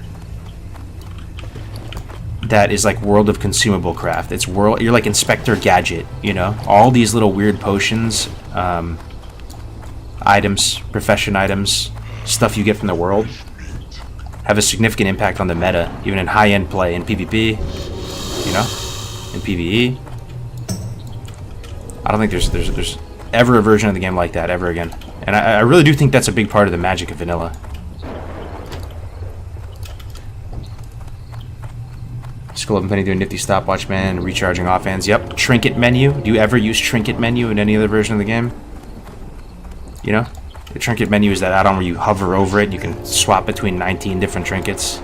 Shadow reflector, ice reflector, fire reflector, skull of impending doom, nifty stopwatch. You have lip, you have lap, you have fap, you have... There's another one. Lip, lap, fap, and... Lip, lap, fap, and frap, resto pot. Are you planning on trying New World? I am. Yeah, I'll be playing New World. Yep. Mongoose. You know, but and many more, right? Many more. I mean, it's crazy to me that these vanilla items are still good in DBC. I don't know if a lot of you played it, S1 Arena, but Gnomish Netomatic Projector was OP in Season 1. Actually, it was one of the strongest threes team. It was double... I think it was Rogue, BM Hunter, Healer or something, or maybe it was double BM Hunter, Rogue. So one of you that played it can fill us in. With Netomatic was actually OP, because the net doesn't break on damage, right? And you guys know the ability Bestial Wrath that Hunters have? So they become totally CC immune. So one of the drawbacks to the net, if I were to use it on this turtle here, is one, it would just root me in place and do nothing to him. So that's a pretty punishing drawback, and you get netted for 10 seconds in place and it doesn't break on damage. Pretty terrible. Two, your clothing gets caught in the net and you launch yourself at the target and you both get netted. And three, it actually just goes off successfully and that's the target and you can do full damage to them. So the drawback is just not existent for a BM Hunter. They go red, they use net, and even if it... because they're unCCable and uninteractable, there's no drawback, and it's actually so strong. Skull of Impending Doom played a massive role in Season 1 Arena. These random items from vanilla WoW affecting the meta in a massive way. And I feel like that's not necessarily a good thing. I don't know. Like it felt pretty bad that those classic items did, but...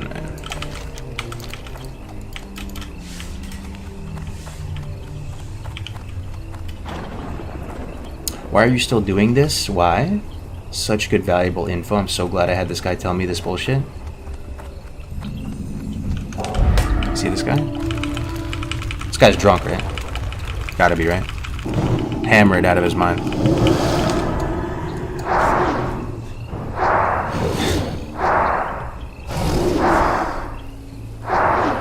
I mean, there's a lot of items at retail WoW that has interesting effects. Just watch Rex Troy breaking the games with them. Yeah. Really, really cool items. Really cool Arena Grandmaster, AGM trinkets, and all the different levels of it. Piranha, you know, fishing reward. What are some of the coolest items that you guys love from Vanilla WoW? So many, like literally, I want to say hundreds, but that might be hyperbole. That one shield that breaks and deals damage, that NG shield, super badass. The combo with that other shield, which gives you like 100% chance to block, so you like pop that shield, then you swap shields. That little cool interaction. Bear off Peasant Collar, another dope item. The Ancient Cornerstone Grimoire, the Oni book. That thing was amazing, dude. PvP, PvE. That Fell Hunter pet. The game is just chock full of those type of items, and that might be like 5% of the magic of Vanilla WoW. Maybe 10% of the magic. Sticky glue.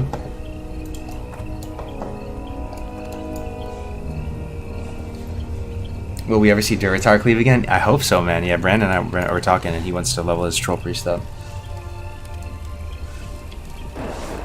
That's crazy. I thought stuff like that was turned off in instance PvP. No, it's not. Like the Skull of Impending Doom might have been, out of all the vanilla items, the most Talk to me. broken. Watch, get her back. So Skull of Impending Doom is the one that you pop it and it makes a chicken noise. You get it from the Badlands level 37 green quest item. It makes a chicken noise and you start like squawking and like making a chicken animation and running around super fast, and it deals damage to you as you're doing it. So like it makes you unCCable at the start of an arena. You can just run in and play, you know, priest, lock, druid. Double healer with a lock. Sounds pretty fun to fight against, right? And they all just run in with chicken popped, and they are unsappable, and they can just get in combat and start the cancer train rolling. And there's not a lot of counterplay because you can swap it off while you're stunned.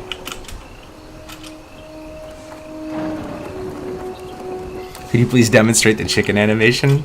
Oh man. Boomerang from Zelda questline? True, yeah. Shimmering Flats at night looks so damn good. Yeah, you know, every time I'm in Shimmering Flats, people comment on how good it looks. Yeah, check out the night sky. But the crazy thing is it's just a flat zone. It's featureless. But it almost looks... Oh, boys. I get it. I get it. It's shimmering. I was about to say, it almost looks like Gears of War. It's glossy. Like, it's got like a shine, a sheen to it. You see that through the stream? I don't know if it's degrading the quality. I get it, dude. I've awoken. It actually kind of shines a little bit. You see that? One of my favorite items today is the two-handed 3.6 ace Pendulum of Doom. That's another one. Iconic, amazing. Like the items in vanilla are just absolutely best, dude. Hand of Edward the Odd. Couldn't you use that for some crazy shit? For like capping the flag instantly, or hearthing instantly, or doing insane stuff like that?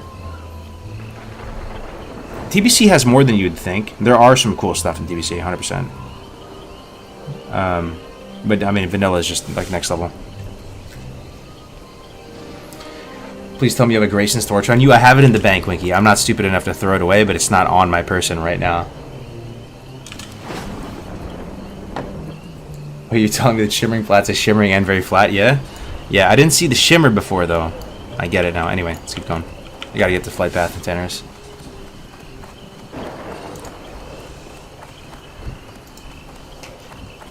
Dartol's Rod of Transformation. That's the one that turns you into a Frillbog, right? I swear, though. Yeah, Tidal Charm. I swear, those items that are storied, legendary items... I feel like we're getting somewhere with this conversation. They're a big part of why vanilla actually is so amazing, right? Because the open world actually has such treasures, you know? Getting a Tidal Charm is the most massive deal for some classes. And pretty much when you're ready to fight out in vanilla, your bag is just chock full of different potions, different items, different consumables, gadgets, gizmos. You have like 9 trinkets on your person. You have bombs. You have bandages. You have sleep. You have magic dust.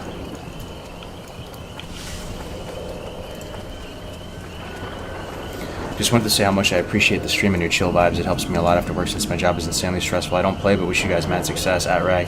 Yo, thank you very much, Seth. I appreciate it, brother. I appreciate it, my friend. Let me see something.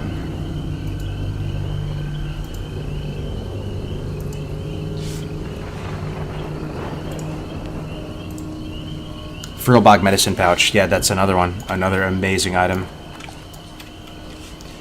That one is so good for Warlock. I remember I got that really early into Phase 1, and I went like not SL, just SL in Phase 1 with Frillbog Medicine Pouch, and was like unkillable.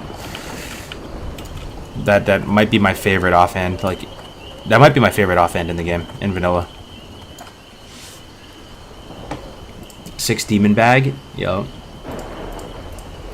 Shame most of these cool items have absurdly long CDs. I never feel like using them, but that's the thing about vanilla. You get into a rhythm. You get into a trinket rotation, right? A lot of us forgot the vanilla meta. But you pop a trinket, then you go next. You pop a trinket, and you go next. Then you just have this little menu that you're swapping between all of them, right? And the same thing with offhands. It wasn't just trinkets. There was an offhand rotation as well. So you can go Frillbog Medicine Pouch. You can go Spellstone. You can go multiple ranks of Spellstone. That's something I really miss about vanilla as well. Some of you guys don't know that. You know the Warlock ability Spellstone in TBC, right? It just purges all magic off of you. In vanilla, I liked how it functioned, actually, because it took positive buffs off you as well. It would take off fort on you and stuff, right? In addition to the bad stuff. And you could downrank it and have a couple in your bag. So you could, every 30 seconds, use this Spellstone and purge stuff off of you. It was really, really cool. But yeah, Spellstone, Ancient Cornerstone, Grimoire, Throwback Medicine Pouch. What else? There's probably some other great ones. Offhand. Think offhand. Potential customer. You know, the other thing too is like even the BOEs. You know, what's that one ring that freezes people? Freezing Band. In TBC, people are using Freezing Band, unironically. Double Freezing Band. The vanilla items are insane. No, we're not making this home. We just need the flight path.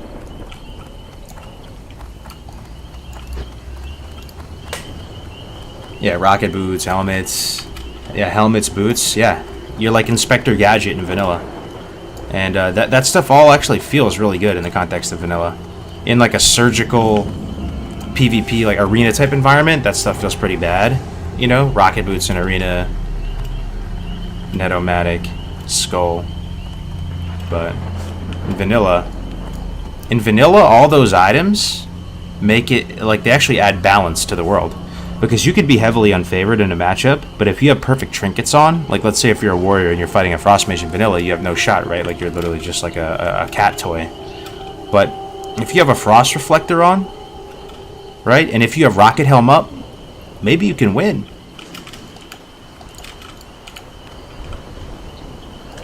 Oh, that's another, you know, another great item as well for Horde. Horde have a... It doesn't require engineering, does it? That helmet? They have a rocket helm that's plate from Uldaman. That just screams vanilla, right? Like an endgame PvP high-end headpiece that you would use. Comes out of a level 40-something dungeon. It comes from that dwarf. It drops off those dwarves. Mage is always the strong word. Yeah, I mean, you're still heavily unfavored, right? But you have a chance if you have the right trinkets, and the mage doesn't, or the right potions and consumes. Imagine you pre-pop, like, a frost protection potion. You have frost reflector, you know? Lost Vikings OG item. Horned Viking helm. That might be it. That sounds right. If I could only get Hook of the Master Angler for that Westfall the Booty Base swim, I know, dude. I was saying before, that's probably my favorite. That's my pick for the most underrated item in vanilla. The crazy one too, if we're talking underrated vanilla items, I've said it a bunch of times, but I'll say it again. Did you guys know that there is an item in this game, in vanilla WoW, that any class can loot? It's not a one-time thing like Light of a Loon. Any class can loot this item, and they can get a magical dispel. Self-dispel. You wouldn't believe me if I told you. Very few of you know what I'm talking about, but it's actually a thing. So if you were that sweaty and that prepared, you can get yourself a dispel. One-time use. You can only carry one on you at a time. But aren't the dwarves friendly to the Alliance? Yeah, it's for Horde. It's a Horde thing. Like Horde warriors can get it.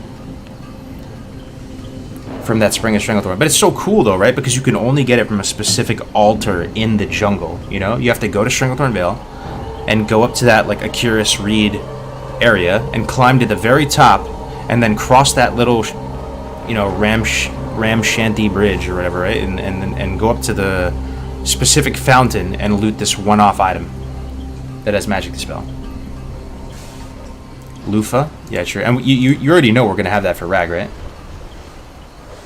We'll have that for Rag, 100%. Yeah, it's called Holy Spring Water. All right, so we got the flight path here. There's nothing else we can do here for now, right? Yeah, let's just fly back there. More now, turn in.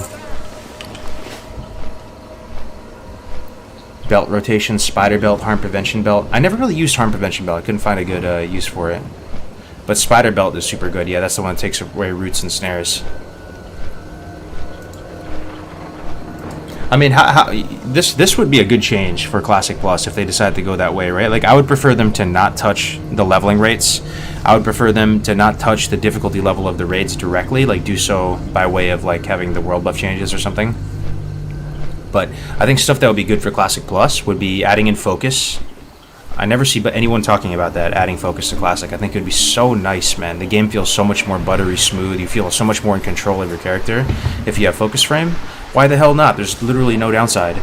And you're just playing with more finesse. And then, but the other thing is the honor system. Would you guys like the honor system of TBC, essentially, but in vanilla? So you didn't have to rank to 14. You just earned your honor fair and square. Imagine they did old version AV. And you would just queue up. I mean, I like to dream about a solo ranked, just solo queue ranked ladder where you could just solo queue BGs and you wouldn't always have to fight pre-mades because it's pretty high barriers to entry to form a pre-made and be successful.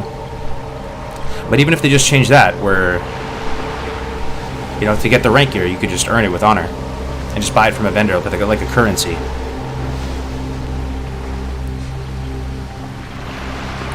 What, didn't this character die? No, he didn't die. Never died.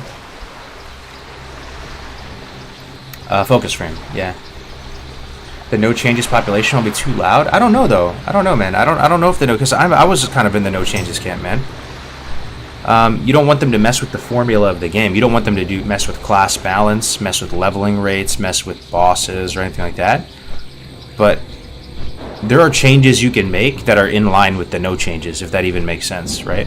Like them adding focus frame, it literally does not deteriorate the formula that made vanilla so good, right? Like if that by them adding, I guess you could argue that adding the honor system, where honor is a currency, could degrade the formula that made vanilla great. But I swear to God, man, that rank 14 honor PvP system did not make vanilla great.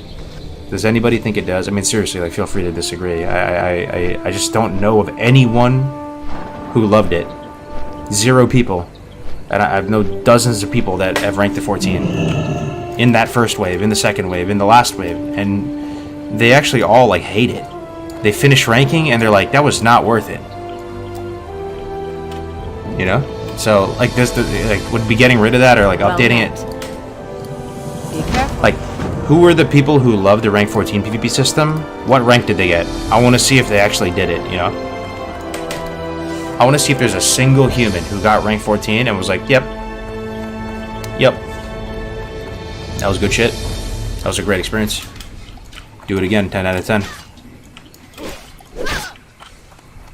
Having to play 16 hours a day for months is lame as fuck. It was bad. Yeah, that's what I'm saying, yeah.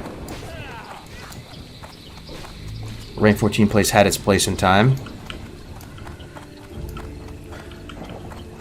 Yeah, I mean, you can always find something to love about it, right? Like, there's probably some charms to it, but ultimately, I would just guess that 95+% of the population would want a change to, like, honor as a currency. You could just buy the rank pieces that way and get your rank that way. Or no, oh, maybe this wouldn't work. Would this work? No decay.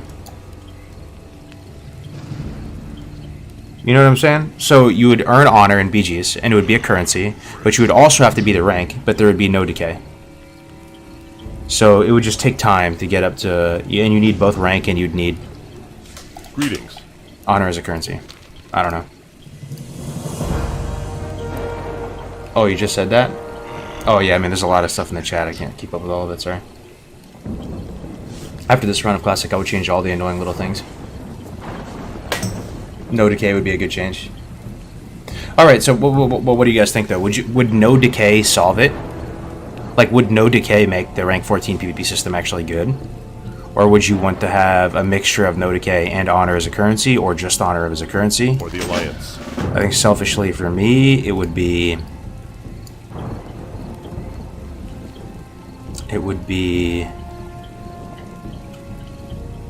a mixture of both, yeah. Need help? What can I do for you?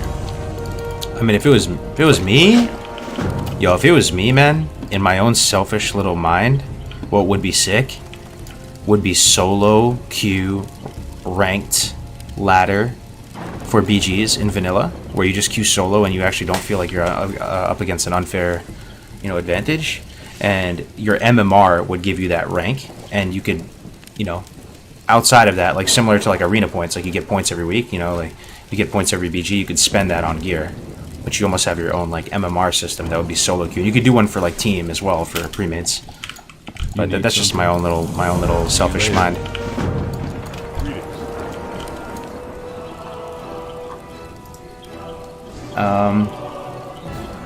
I hit rank 14, and while I didn't think that it was a good system, it gave me a massive goal to strive for in game, and there was nowhere close to that level of goal in the game elsewhere in Classic IMO, at least reward-based achievements. Interesting. So Ampi actually hit 14, and you had a positive experience doing so? Or was it like not necessarily positive, but like very rewarding and like worth it in hindsight? No decay is a bad system. It is a bad system because it allows breaks for players to push super hard for 18 hours a day for 7 days and break brackets. It's going to make it harder and more sweaty even if it's a longer grind with potential breaks.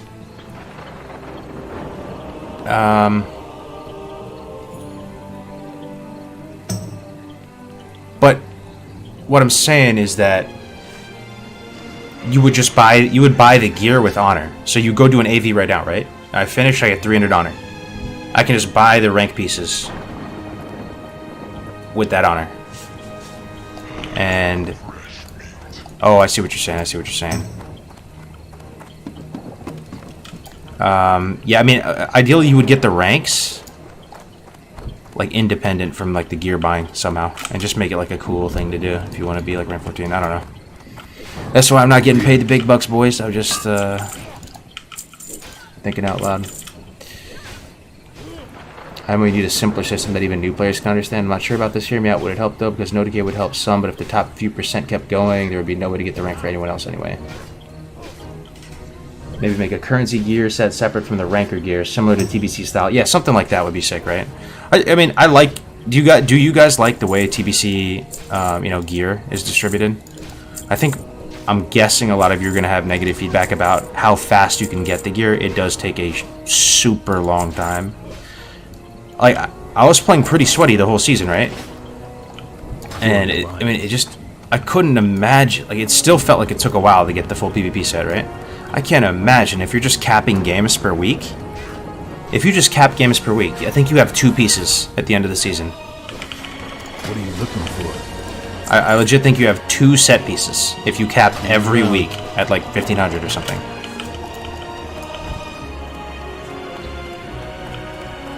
It was a worthwhile experience for me as someone who had the time to do it. I enjoyed it like 75% of the time. Only some weeks were bad when I had to grind a ton extra.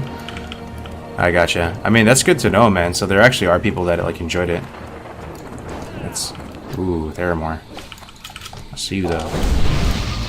That's I honestly did not. I've never received that feedback before, so I appreciate it. There should be some ranking requirement on at least some pieces of the top quality gear. If everyone can just go out and get everything, the only difference between a 1500 and a 2600 is the 1500 took longer. Well, I guess it would be the type of system that everybody can get access to the gear, but the ranking, like 1 through 14, would be its own prestigious system. But I feel you, honestly. Hello. I feel you. I feel you. See you around. How are you? Safe travels. I feel you.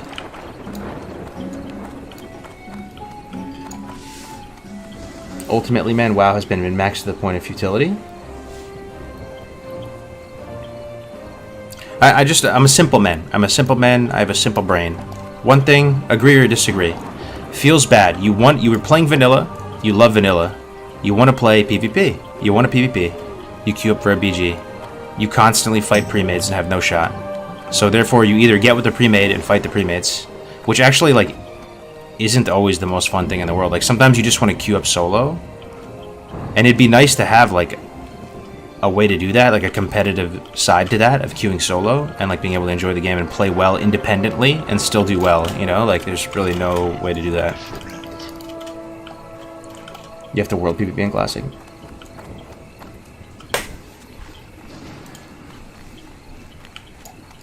I got 2 pieces.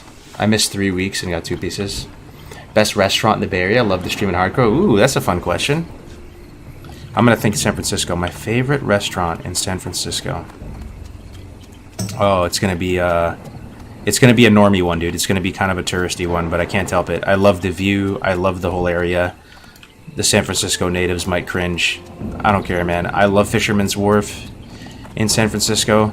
I think it's beautiful there. I like walking down the pier. I remember, you know, a few years ago, I was part of this like entrepreneurship camp, and they made us walk from Fisherman's Wharf all the way to the Golden Gate Bridge and cross it. And there's a place there called Fog Harbor Fish House. It's right there on the water. It's right next to Aliotos, and you have a nice view of the Pacific Ocean there. Nice seafood. They have nice like kind of like cheesy bread or like biscuit type thing, like almost similar to what Red Lobster had like, you know, 1 decade ago. Hi, you're a tall one. Be seeing you. And you know, a lot of times like Looking for something when specific? we have people over in the area, we're gonna go get a bite to eat. We go there. That's kind of a touristy spot though. Have a good one. Just return to the classic era hardcore experience. Oh god, how I have missed it. It's just such a great way to play the game. TBC is great, but era hardcore is where my heart is. Thank you so much for hardcore. Hell yeah, Backstorm. Glad to hear it, brother. Would you ever move out to the woods somewhere? That's such a roller coaster, right? I know a lot of you guys are dealing with the same thing. What's the play? To live in the city? To live in the suburbs? To live in the rural area? At one point or another, you think there's a clear answer, but there's really not. Like the grass is always greener, and there legitimately are How are you? massive pros and cons to each strat See you you take. later. Like, we were in the city, living there for years. We wanted nothing more but to move out of the city, and you know, move to, you know, go country and homestead, and do that stuff. And then you get a taste of it, and then you miss the city. And then there's actually like a weird reason why you'd want to be in the suburbs. There's so many factors to consider. Internet speed, you know, like, and now we're thinking about schools and stuff with kids, and it's I don't know, man. I could be happy. Here's my thing though, right? If you're gonna do something in life, you might as well go to the extreme and do it big, right? If you're gonna live in the sticks, be a straight up like rancher, dude. Buy like 100 acres and be like a cattle rancher and just send it, brother. Like, don't be mediocre at it. Like, be a, you know, just own it and just go for it, right? And if you're gonna be like a city slicker type person, get a glass modern penthouse, you know, and you know, go to happy hour every day and meet people and network like crazy and do all that stuff, right? And if you're gonna be in the suburbs, there's a way to do that in the suburbs too. You know, you just have to probably like try to find a house with some character, you know, like not in just like the most little McMansion subdivision. And I don't know, you see what I'm saying, right? But in the perfect world, if you could find a balance between, yeah, the suburbs are kind of like a in between. What do you miss about city slicking? I miss, you know what I miss about city slicking, bro? This is what I miss about city slicking. I miss going to my buddy Jose's house, or his apartment, right, in the financial district. I miss just the light. It's very inspiring being in New York City. It's an amazing city to be in, right? And we would play WoW till 3 a.m. or Hearthstone till 3 a.m. in the morning. And right downstairs, there's a 24-hour bodega type store where you could go get chocolate or a sandwich or any kind of snack you'd want in the world. You know, cold drinks. It's always well lit, and you could go down just right downstairs. And then at 3 a.m., what we would do after playing WoW, just degen gaming all night, right? We'd go take a taxi, use a yellow cab or an Uber over to, you know, Union Square area on like 38th Street or whatever it is, Midtown, over to K-Town, Koreatown. And at 3 a.m. in the morning, we would go walk into Miss Korea, one of the big Korean barbecue chains, and get like delicious bulgogi, kalbi, get some beers, get some seafood pancake with scallions, get some dumplings, and have an fire meal, dude, at 3 in the morning. And then come back to his house and, you know, sleep and do it all over again. Like, stuff like that. Great nights like that. Going karaoke, doing, I don't know.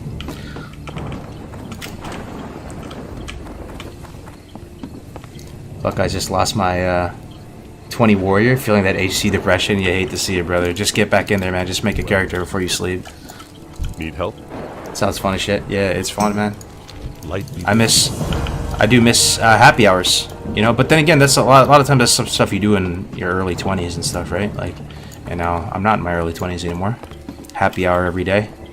After work hours, meeting with people, networking. Lots of beautiful people in the city.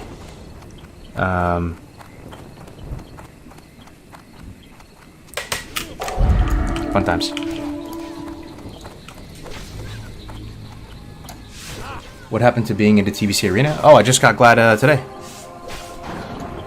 We just narrowly cinched it.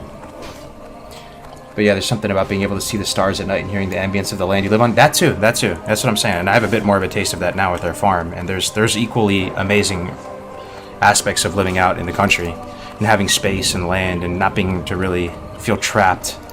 Clean air, clean water, good looking produce, being able to have cool things like RVs or like just multiple cars or things being cheaper. I mean, it's just, what's the strat in life? There's so many, man. They all have their own pros and cons.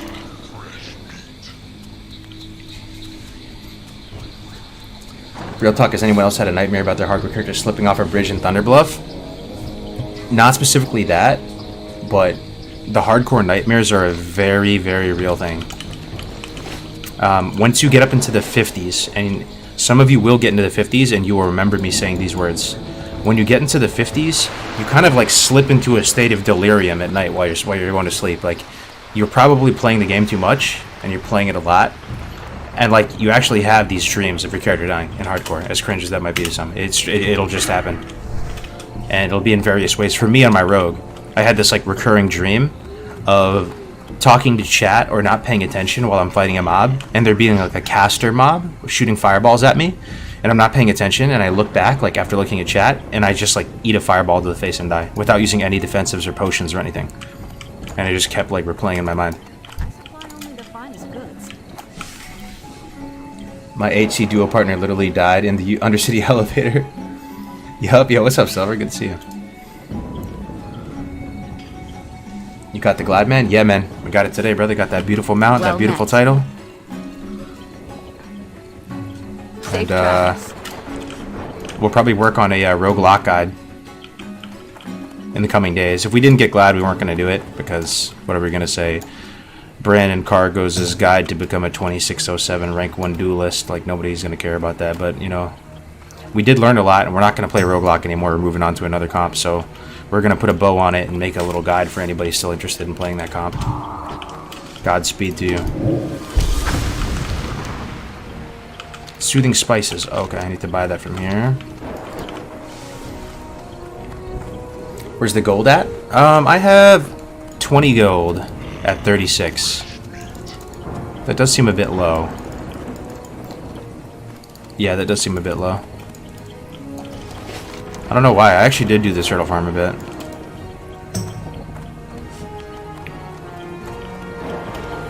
Oh, we did get Glad. Yes, we did, Cameron. We got it today. After they adjusted the ladder from the bends, yeah.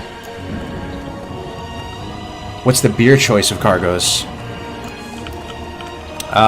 I like stout beers, like Guinness. They're really, like, almost creamy to me. So I do enjoy sipping on it. Like, a stout beer is really nice. But, that, you know that beer term of, like, sessionability? Of, like, which beer has the least diminishing returns as you drink more and more of them? For me, it's, like, either the light beers and, stuff like, you know, lagers, light lagers, like Stella and Blue Moon and, you know, Kirin. Need something? The Japanese beer. I like the Thai beer too, man. The Thai beer is pretty good. Even like Heineken is not bad, you know. Like, those are just kind of the just lagers, right? I guess I either don't have a sophisticated enough palate to enjoy IPAs that much. I kind of like reluctantly drink them and pretend like I'm appreciating the notes of forest floor. Wait, I need to buy a soothing. Yeah, sorry. Modelo? Yeah, Modelo's pretty fire. What are you looking for? Rocky Mountain. On God, I love IPA. So what do you guys like about the IPA though so much? So I mean, you put an ice cold chalice of Stella Artois right next to you. Or yeah, Blue Moon with a slice of orange in it. You put it right there in front of you. And right next to it, you put like this dank IPA. Like, you're gonna take the IPA for real? If you're just playing games by yourself, you're just at your computer and you're just playing WoW by yourself, you're taking the IPA. I don't know.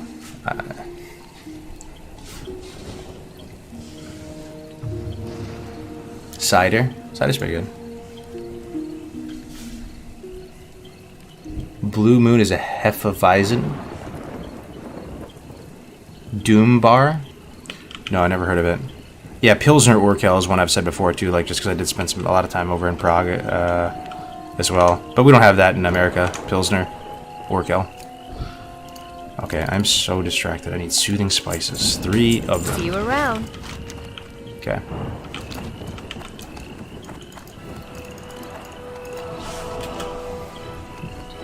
That's to play. Blue Moon Slice of Orange, Chef's Kiss. I know. It's refreshing. It's delicious. Here in Wisconsin, we have so many breweries, I forget what I'm drinking a lot of the time. I do like, though, so, like, it's hard for me to enjoy as much, and I can still enjoy an IPA, like, you know. But I do like those flights of beer, where they all have, they just serve you a small, like, shot glass almost of each beer, and they have different flavors, and you'll have one that has, like, notes of watermelon in it, and another one that's, like, really, almost like orange, and those are fun.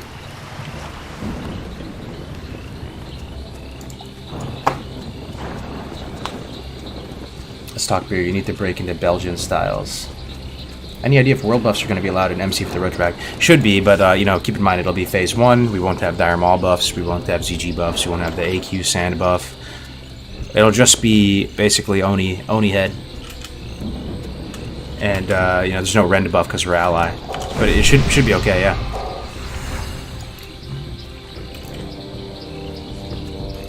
Sunflower and Oni up.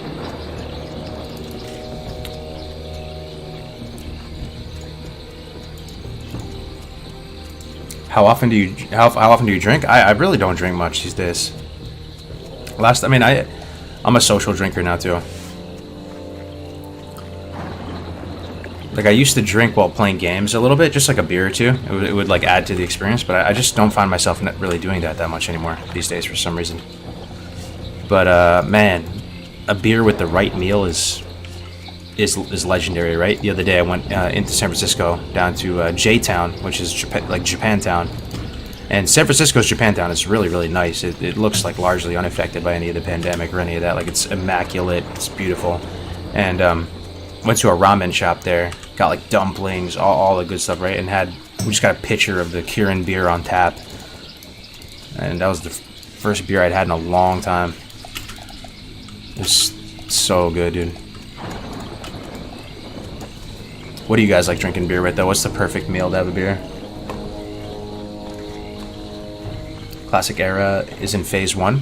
Should be, right? When the fresh drops, yeah.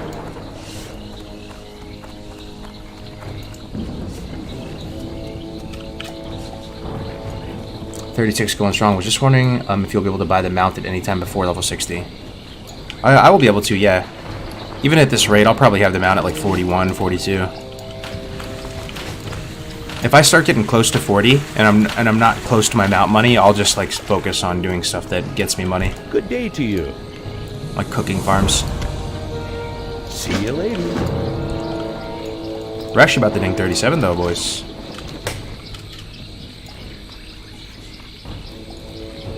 Beer and wings. Hot dog and a beer while at a sporting event is poggers. True, man. True. Yeah, good hot dogs are actually amazing. Like in Prague, they have brat. I mean, it's bratwurst, right? I swear there's another one though. But like, I don't know. Has anybody been to Prague before? They have this downtown area. It's called like Wenceslas Square, and I'd have to walk right through there. I was doing like a semester abroad, right? I was working for this tech company over there. I had to walk right through Wenceslas Square on the way to work. And I would go stop at like this little street vendor, and he would have these brats just cooking right there. They smelled so good. You could smell them from like half a mile away, I swear. And they just put it on this bread for you. Little mustard, man. So good, dude. So good. I do like every day, man. Korean fried chicken? Oh yeah, dude. Korean people know how to fry food, 100%.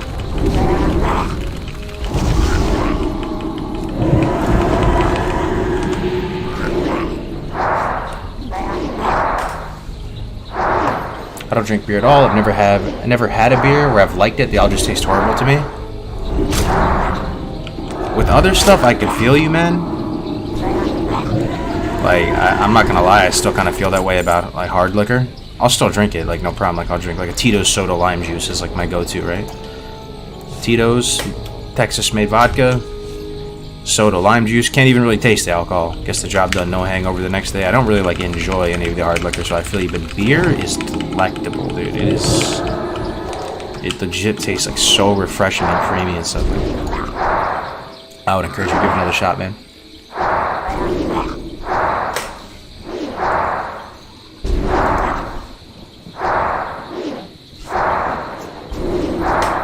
Oh, that's another one. Yeah, if you guys, a lot of Americans have probably never had this. In fact, I think 95% of Americans have never had this. You guys know what currywurst is? I think Germany invented it. It's basically like a. I'm trying to think what curry is. I think it's an Indian curry style. It's not the Japanese brown curry. Over like a delicious high quality like hot dog. We don't have it in America at all, though. We can't get it anywhere. But I think it is like a Indian style curry, right? Like the masala type of style curry. So many different types of curries, man. Is Priest the easiest hardcore class? It seems pretty easy with the bubbles, heals, fear. I swear I'm not just saying this. I would say the same thing if I wasn't playing Priest. I actually think it's one of the hardest. I know you think I'm insane, right? Like I'm tripping, like I'm I'm crazy, but you just don't have very good escape as Priest. So yeah, like you're pretty chill, you know, you're wanding, throwing some dots, you can heal, but your escape is ass. What do you have as escape? Scream? Scream gets you in more trouble than it does help you a lot of the time, you know? So you have Scream, so you like literally need to get like a profession like Engie, so you can actually bail out of situations. You do have a lot of defensives, but you just have to kind of like waddle out of combat, you know, as mobs are just piling on top of you. You don't have any on-demand slow other than Mind Flay. You know, you don't have like outrageously good damage or anything. Like what really is the Priest strength for hardcore?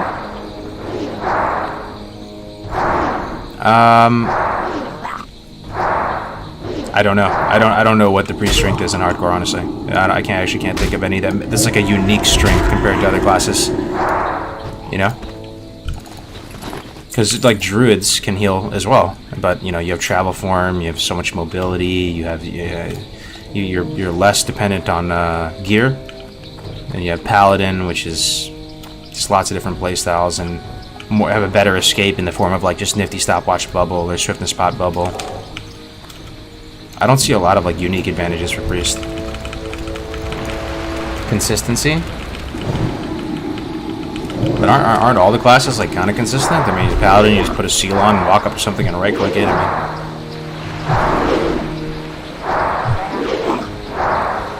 mean, you should ask Nom Nom about Priest. He'd say it's broken with mind control. Really? Maybe I'm just using mind control incorrectly. I don't know. It seems like very janky. I feel like with wand spec you got good consistency for sure. True, but I mean, just compared to the other classes though, right? Like Druid is more consistent than Priest. I mean, feral damage is like really, really good, man. And you know, you're just toggling in between caster form and animal form. I feel like you have more finesse on a Druid, and you have more finesse on a Pally, and you have more finesse on a Shaman. What finesse do I have on a Priest? I can press my buttons, I can press bubble, I can press renew, I can S key in the opposite direction of danger, I can try not to get dazed and face the mobs the whole time, I can rip a fat psychic scream and hope for the best. You know, like there's... It's fine. Priest is fine in hardcore, right? But like I'm not like blown away by like the potential of the class while hardcore leveling. Mine too. Did you get Glad? I did. Yeah, we did actually. Yeah, thanks for asking. Yeah. Melee classes are the most satisfying for leveling, and if they are harder, true. Yeah, I would agree with that 100%. Yeah.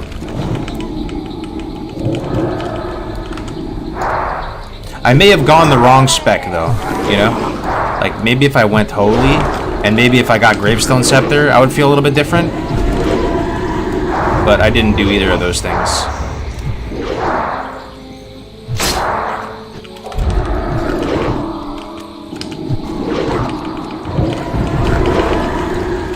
Yo, Slop Diggity Dog with the tier 1 subscription. Thank you very much, brother. Welcome to the community, my friend. Thank you very much. How'd you get this camera feature? It's called the Action Cam. You just press enter / console space Action Cam, one word, space full. The big priest aspect for me is honestly the group play. Super strong versatility in damage, CC, and healing. Priest can hard CC undead. No other class can do that. True. That is true. And they are better healers in dungeons than druids, right?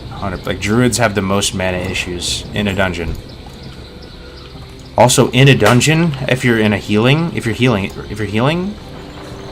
does a druid have that much finesse as a healer in a dungeon? I don't think so, really. I mean, you can see an off tank for a second in bear form. But you're not out in the open world. You can't, like, Cyclone doesn't exist in vanilla. You can't root stuff, really, unless you're, like, ZF. You're rolling hots. And yeah, you don't really have free damage either as druid, because, you know, priest, you can just wand stuff for free, right? Druid, you're at range because you're healing. You could walk up to it and melee it. I feel you. I think priests are pretty solid in dungeons, 100%.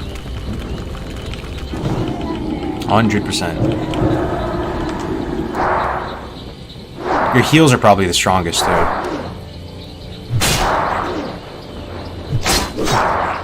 How often do you fight undead, though? Sure, yeah. Fighting some Murlocs might be a little monk ass. This guy's gonna run, too. Yeah, he's running at a healthy life total, too. This could be bad. Hopefully that kills him. We'll see if anything comes.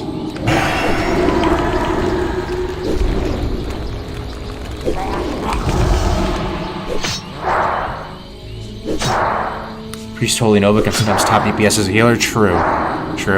I might feel differently about this if I went Holy. Like, again, like, I think I might have gone the wrong spec. I'm also starting to think, I mean, you know, you can back me off this cliff, but wand spec is overrated. Okay. And help me understand why I'm insane, because I feel like that's like sacrilegious to say that to a priest. It's 25% damage with wands. How good is that, really? I mean, if I just... Like, if I just blast stuff with, like, Smite and I went Holy, right? And then just, like, I only finish stuff off with wands and just drank, like, max strength water. I swear that might be better. Aren't the bags giving you a headache? Yeah, they kind of are. It's not the end of the world, though.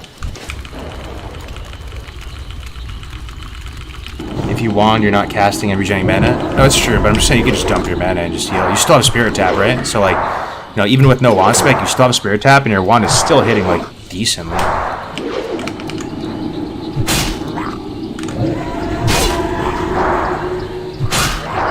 Spirit Tap is the real deal. Always my first take. Did I just pull one? Pull one, okay. It's just 25% free damage. Yo! Look who it is, Gorthax, man. What's good, brother? Any Gorthax fans? What's up, my man? No. It's gonna take place on the next Classic Fresh, but we also do have another hardcore event coming up even before that. And I don't know if you've been seeing Gorthax. The community has been like going bananas, dude. Like, we have 3 guilds now. NA has been having over 200 online at the same time. EU's over 100 online. Discord's growing like crazy. We actually are in contact with Blizzard now, talking with them a bit, and it looks like they'll likely support the event and everything, man. Yep. Yo, good to see you, man. I saw you raiding the other day. Haven't heard, yeah. Yo, good to see you, brother.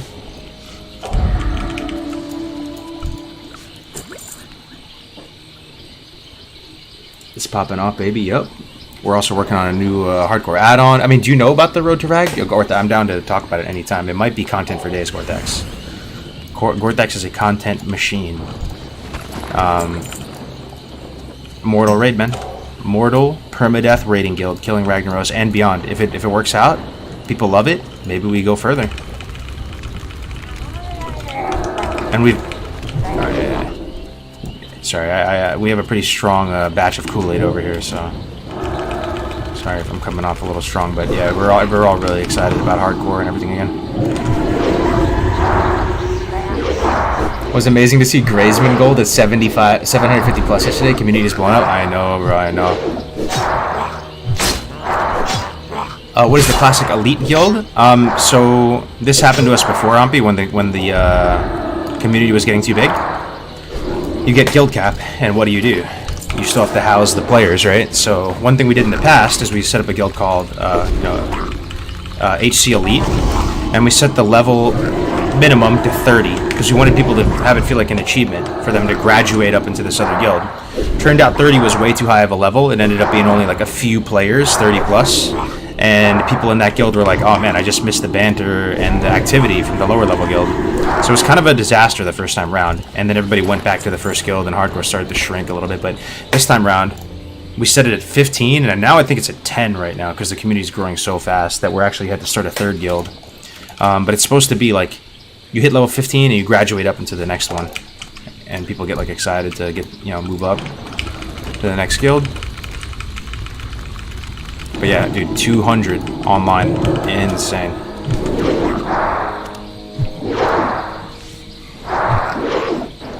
Definitely be a ton of content for that. Yeah, Gorthex is, you imagine the clips, man, of people deleting level 60s.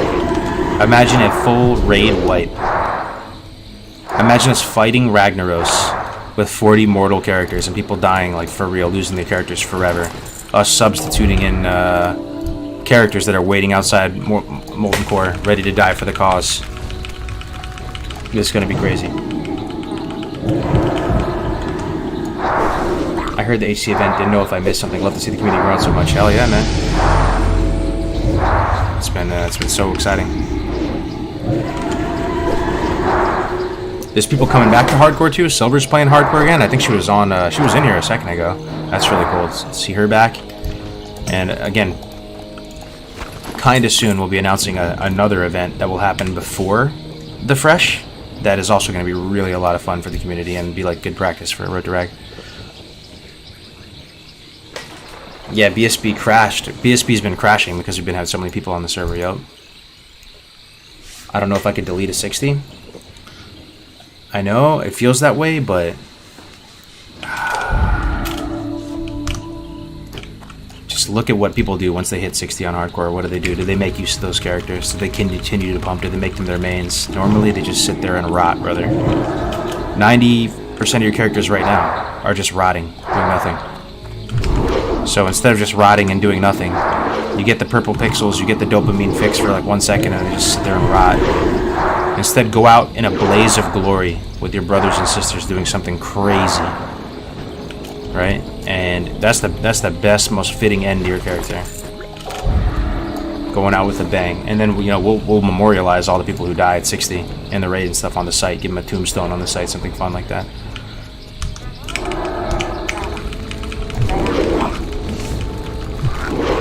Do PvP deaths count? Yes, they do.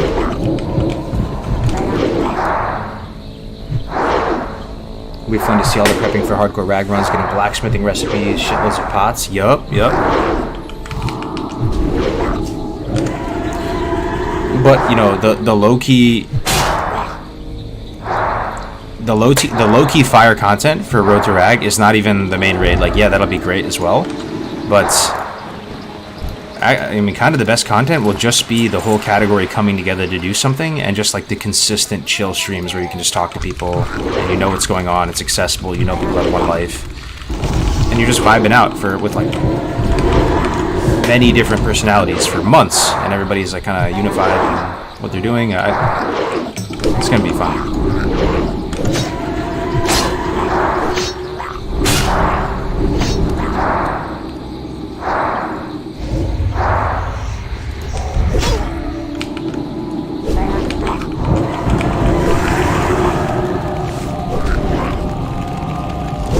track if people are being honest about dying or not. Couldn't they just pretend like they didn't die in the community?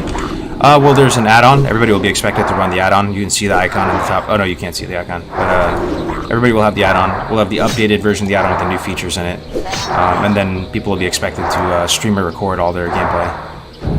So we'll have like the ultimate form of accountability because everything's recorded. There's the ding, level 37. What do we get now? 5 in blackout. Psychic Scream cooldown is useless. Mind Blast cooldown is pretty useless.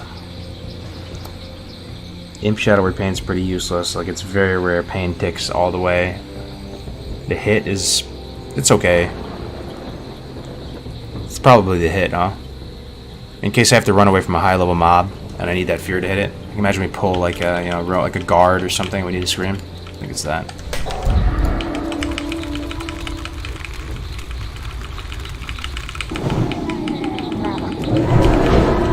Silence. You think so? Yeah. True. True. I could see that actually. Yeah, you're kind of right. I'll probably get that. Yeah, I'm gonna need Sound Slider. You're right.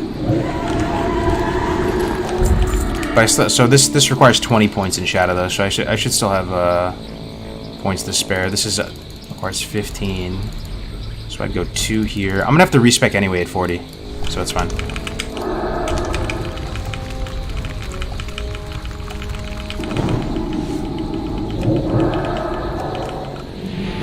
I can stop a healing. I can stop a mob healing right now with grenade. That's about it. Yeah, or scream.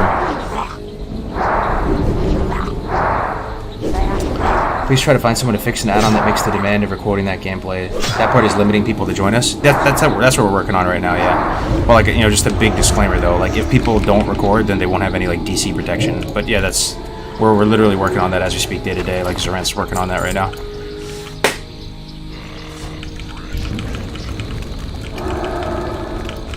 How easy would it be for Blizzard to just add a hardcore button to selected character creation like in Diablo? They should just do it, to be honest.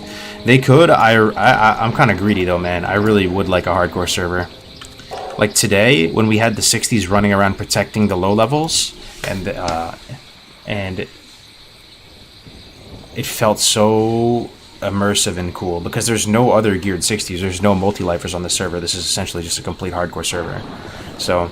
60s on epic mounts riding around as like a protectorate guarding the low levels as they're trying to complete the challenge was so much fun, man. And like these are the things that only really shine through these you know, on a hardcore server.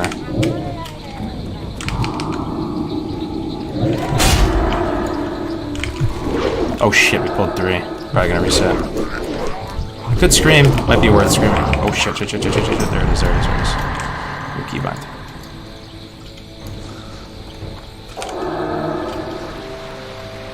BSB feels like a hardcore server, yup. It's pretty sick, right? Is the release date of the new Fresh Classic servers coming out yet? No, not yet, man. Not yet. Hopefully you get a date soon. Why would the 60s have to protect the low levels? Like today we had a guy griefing, and yet for the past couple days we did. And we didn't know quite what to do. We all reported him, of course, because he was just killing quest givers over and over again and just trying to, like, you know, rain on everybody's parade and stop them from playing the game. But we ended up, you know, rallying the community, and we got 5-10 people to copy characters over from Classic to Bloodsail, because those, you know, Classic era is just a trophy rack, right? Did anybody clone their characters here? It's just so you can save your character and look back on it. So people were happy to move their characters over to Bloodsail era.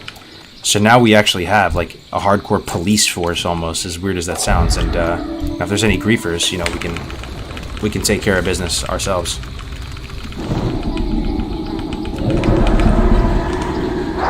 I want them to leave us to our own devices. The add-on makes it so we can verify all deaths, and that's all it's needed. Blizzard should just let us stay community-driven. Are people pretty hostile in PvP on this server, or is it pretty common to just pass by? It's a PvE server, so... And it's... This server, man, you wouldn't believe me if I told you. You wouldn't believe me. 95 or more % of the server population is all hardcore characters.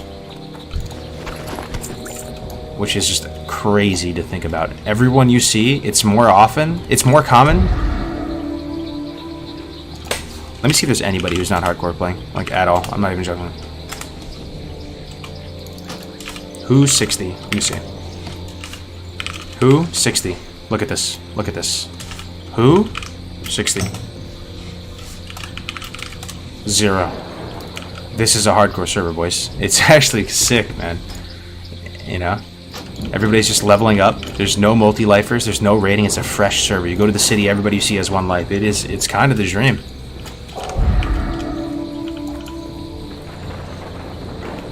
BSB most populated classic era server, more populated than all combined even? Oh, it's possible. I mean, possible. Definitely possible.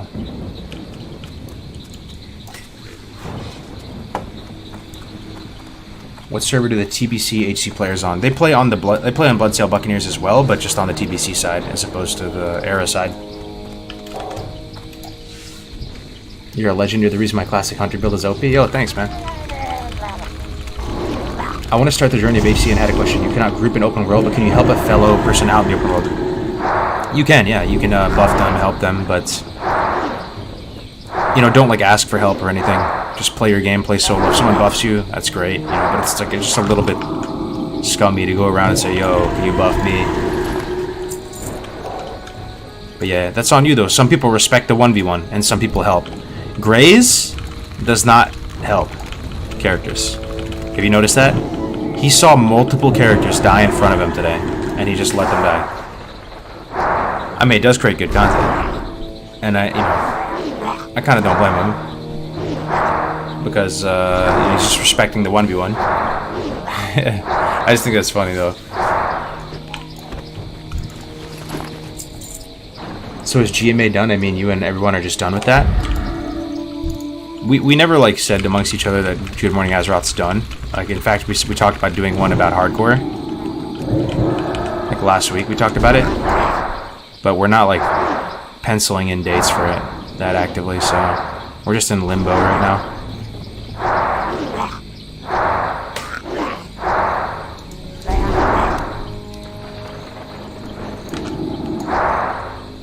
I've been thinking about how footage can be verified by writing a program that goes through the footage frame by frame. It would take some effort to do, though. Yeah, that would be sick, dude.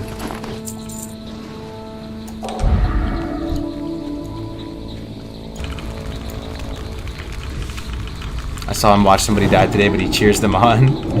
What is your highest level you've gotten in hardcore? I've gotten 260s. Okay, we pulled 3 Murlocs. You think we can do it, boys? This could be the end. Let's go for a little grenade one time. Into the Mind Blast. Into the double Shadow Word Bane. Bubble. Inner Focus. Mind Blast again.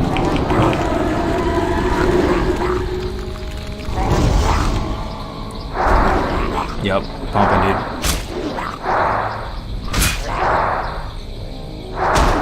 I love hardcore, but after dying 3 times level 10, the starting zones are becoming monotonous.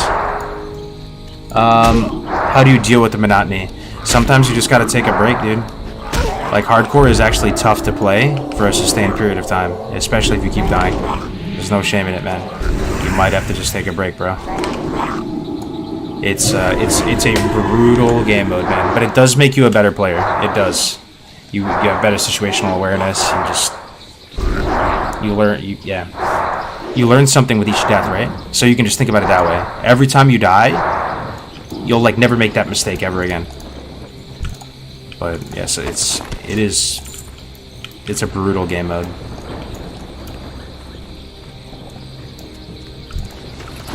What's the reason behind going ally? Paladins. Paladins being better than shamans as far as 1 life permadeath rating goes.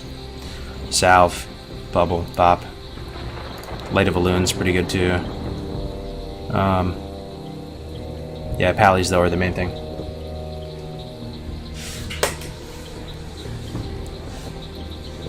So true, HC makes you better. Yep. Did HC make you a better arena player?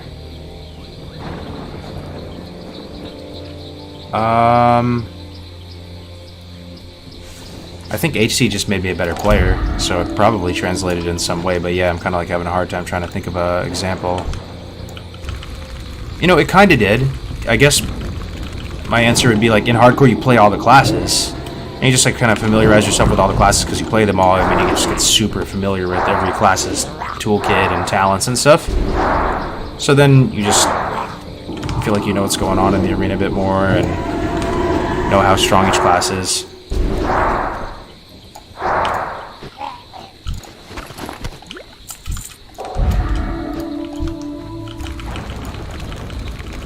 I think there will be Pally's DI in Rag to save more geared rolls. I think so. I think we'll see it. I think we'll see everything in Road to Rag. I think we'll see people die to fall damage. We'll see people drown. We'll see people die to fatigue.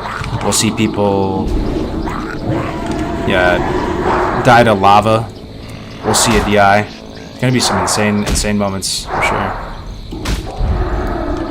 I mean, that's the ultimate warrior's death, like the truest paladin death.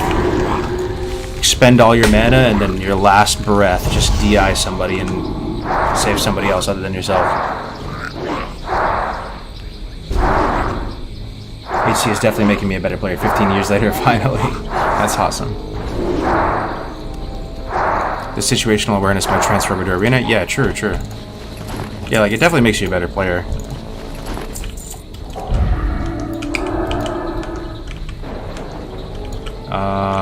Am I done with this quest? Let's see. Nope, need 2 more heads.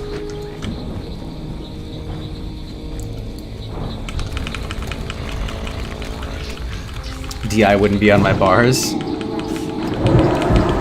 What would you say is your average character life before death? Life level. Let me see. Let me see the hardcore add-on. Deaths. Let's see if it still shows the average level of death.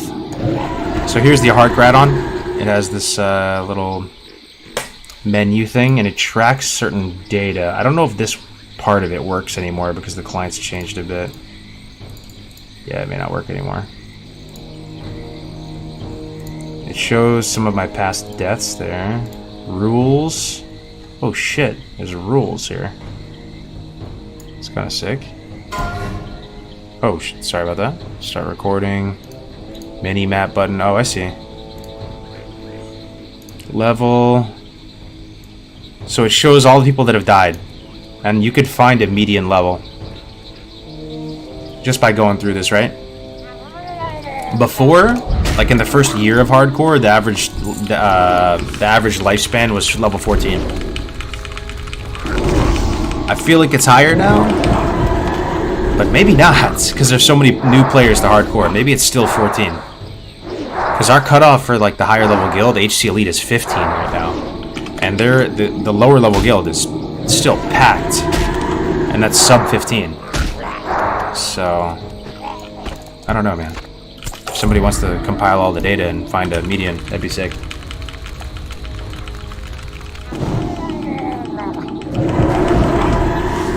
What do you think of allowing in-combat res at 60, so like Druid res or Feign Death and jumper cables, but after that, no shot? Nah, man. Hardcore, as soon as you die, it's over, man. It's like real life. As soon as you die, you don't get to say goodbyes, you don't get to come back. It's part of the scariness of it. There is no return. You are done, son. You are down, and forever. You can't trade gear, you can't trade items. You're just, it's over.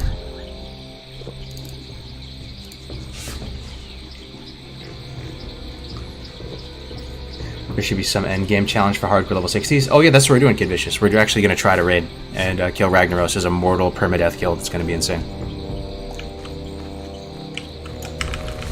Would you like Guild Banks in Classic? Yes. Unless there's something I'm not thinking of, but yeah. I don't think that messes up the Classic formula, I really don't. I don't think the nostalgia people have and the affection they have for vanilla are associated with guild management, like guild inventory management.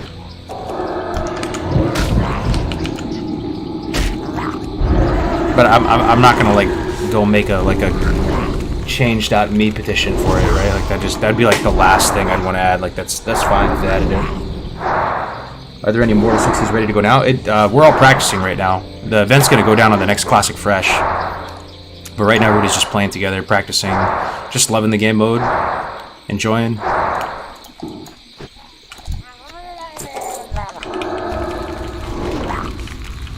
How good would it feel if cables could bring you back? We should get pre-bis before Rag. Well, I was talking to Gray about this today. I was saying we still have so much time before Road to Rag. We could build a lot of hype for hardcore if we started doing the endgame dungeons. Like, I don't think we should attempt MC ahead of time, because we should save that for, like, you know, the main event, and that would be even more hype. But, yo, when I get this guy to 60, if I get this guy to 60, I am down to do all of it. LBRS, UBRS, Skolo, Strat, and start learning strats for hardcore. And if we die, we just go again. It's all good.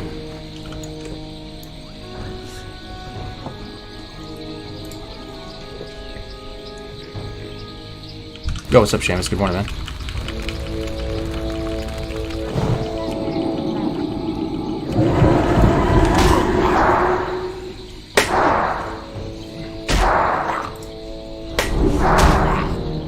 Cables also aren't 100%.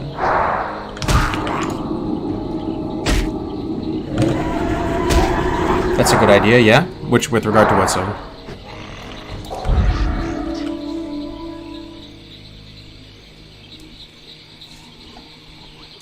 But really allowing them is a bad idea.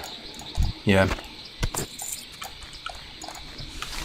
I really like permadeath MMO. It's just really cool and immersive. You know, you guys ever have that feeling where you're invested in a show or an intellectual property or franchise or whatever, right? Whatever world you're investing into, and they resurrect somebody. It just feels cheap, man. It feels cheap. Like, there's just almost an allure and a mystique around permadeath, and that, like, a beloved character is gone forever, and it's just how the cookie crumbles, man. And it's just bringing them back and resurrecting things. It just cheapens the potency. It just dilutes the potency of whatever you were trying to, you know, invest in. Just want to say thanks to Kargoz for making WoW fun again. Yo, thanks, man. Takes a village, brother. Practicing some of the level 60 pre-MC stuff, I feel like some of those dungeons will be the riskiest part. I think it'll build so much hype for hardcore too if people see hardcore Skolomance. Probably answer this, but is Questy allowed? Yeah, all add-ons are good. What class do you recommend for first-time hardcore player? I have a refined answer for this. Diabetic Moose, good to see you, by the way. Are you in the Bloodsail Discord? I feel like I recognize you from the Bloodsail Discord. Warrior, bro. If you want to fall in love with the game mode, go Warrior or Rogue. Go a melee class. Probably Warrior, though. Because you want to feel that fear in your belly. The worst thing you can feel is bored. The worst thing you can be in life... Well, maybe not the worst, because you actually could just be like a sociopath and like hurt everybody around you. But one of the worst things you can be in life is boring. You know, to your significant other, to your friends. To be a boring person is really not the best thing, right? So, like, the worst effect you can have from playing hardcore is that it's boring to you. And you need, like, the right setup to, like, fall in love with the game mode, right? And I think just sending it on Warrior so you feel the most weak relative to the world, and you are in the most danger relative to the world, so that when you die, you, like, realize that the world actually it's you know, it's actually tough out here. That has more powerful of an effect than if you just go, like, super sweat, like Pally or Hunter with NG, and you just play, you know, as your first character. That'd be my, but yeah. Warrior is so fun in HC. Yeah, it is, yeah. Sword and board prot Warrior. Would Rogue be fun for Warrior? Not a fan of hardcore. Oh, so fun, dude. I would be on a melee class right now if I didn't already do it on hardcore. Because I already know mad people in the chat be like, dude, you already did that on hardcore, why are you doing that again? And I feel you on that. But I would be on a Warrior right now if I didn't already do it. I'm kind of like low-key jelly that some of you haven't done that yet. You should totally do that. It's so fun.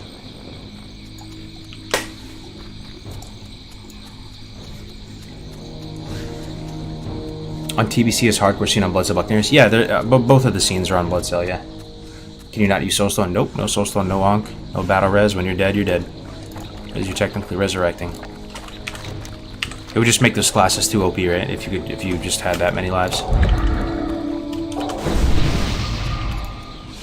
Pally is going to be my first hardcore character. I feel attacked.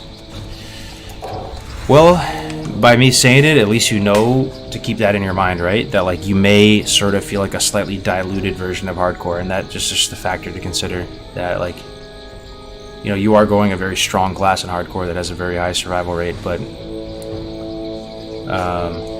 yeah.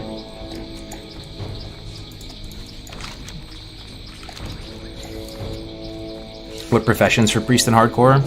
I can't think of any other that you would go other than NG and mining. I guess you could go enchanting tailoring, and the upside to that is you would have a Shadow Weave set, and then you could drop that stuff and go pick up mining NG and then get basic target dummies. That actually might even be the play. You just try to survive and hang in there for up until you're in your 40s, then drop it, get mining NG. Because NG kind of falls off a bit. Like, advanced target dummies are good, but like they're not that much better than regular target dummies. You know, you're already, you can use regular target dummies all the way up to 60. And the Shadow Weave set is really powerful, and you look amazing. It's between those two, though. Enchanting Tailoring and NG Mining. Because priests don't really have like reliable oh shit buttons or any sort of control or interrupt or anything, so NG will provide all of that for you. Target dummies, you have Minor Recombobulator, that's this trinket right here. You can use this in tandem with a potion to restore both health and mana. You have Mechanical Golem, like companion pet thing you can summon if you want. The Harvest Reaper, Harvest Watcher. You have grenades. You have Sephorium charges and stuff that you can use to blow open doors like in BRD or chests or whatever. You can, what else is NG good for? So much. Ornate Spyglass. I wish I had enough Bob Saget's to make an Ornate Spyglass, because that would actually be really useful and fun in hardcore. This is the Ornate Spyglass. Ornate Spyglass.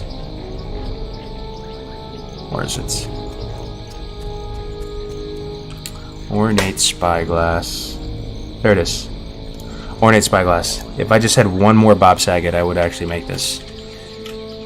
But I only got one Bob Saget the whole run. So I wasn't even able to make tier 2 goggles. I was pretty unlucky on this dude, even after mining so much tin. But this is really good. Allows you to look into the distance, and you can like scout out areas, see if rares are up. It's really, really good. NG just feels amazing, man. I love NG. Congrats on the Gladiator, my guy. Yo, thanks, brother. You are amazing for the classic vanilla community. Thank you. Yo, thank you very much for saying that, man. Yo, take care, Diggity. Which guild do I message if I'm creating a hardcore character? Alliance side Blood Cell. Are you on Era or TBC? If you're on Era, you can message anybody, including myself. I'll invite you, man. We might be getting close to max on this guild, though. 995. We got 5 spots if you want to join.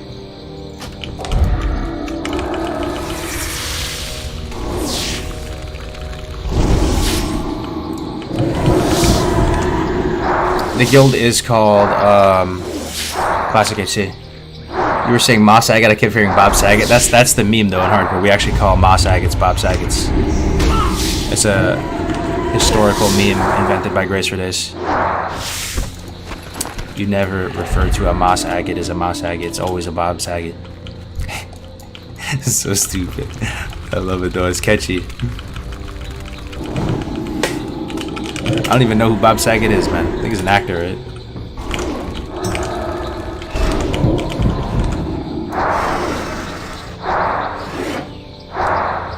Server seems super dead. I mean, it kind of is, but it's nice for hardcore. It is basically a hardcore server.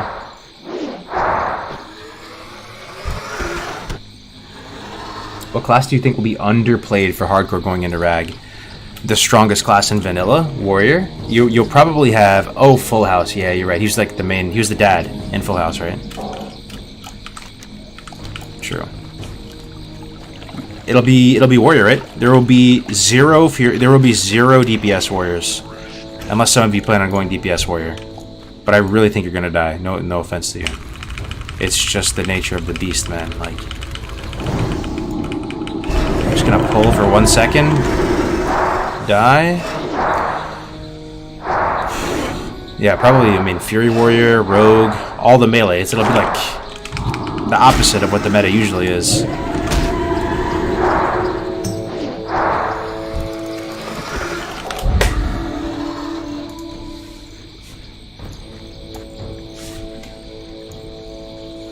He's also a super vulgar stand-up comic, and it's an amazing contrast. Yo, what up, Hazy? What's up, man? You asked something?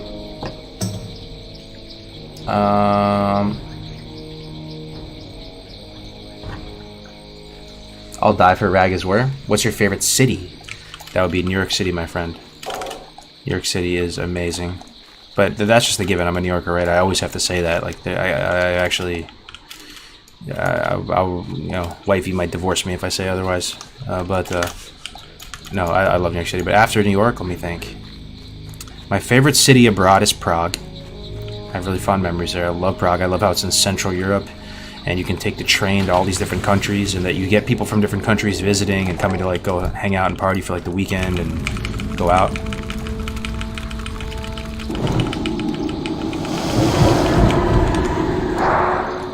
What else? Tokyo is really great too. Had some great times in Tokyo. The food is delicious. Customer service is unparalleled, and I've never seen better customer service in my life. I do like San Fran too. San Fran's pretty nice. I mean, it's kind of like got messed up a bit in recent years, but I've fond memories from the Valley in San Fran.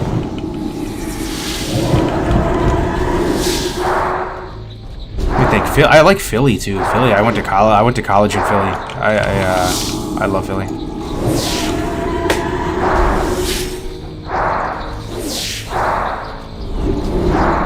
Hopefully nobody blows everyone up on Get In. I know, right?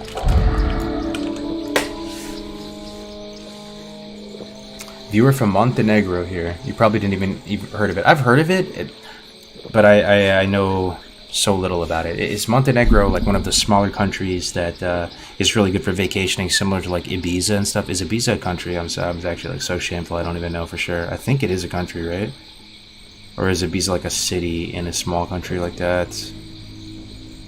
I mean, it's just probably one of those like super beautiful, wealthy nations that people go and chill on yachts and have like amazing quality of life. Ibiza is part of Spain. It's an island. Oh, okay. So it's technically a city of Spain.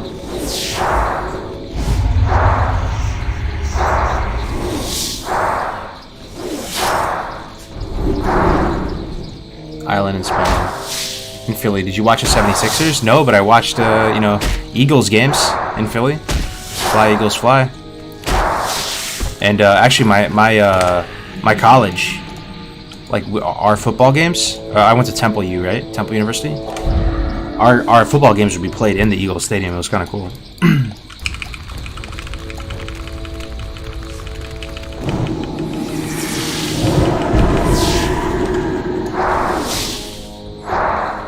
Thinking of Monaco? Yeah, you might be right. Sorry, I don't know that much about Montenegro.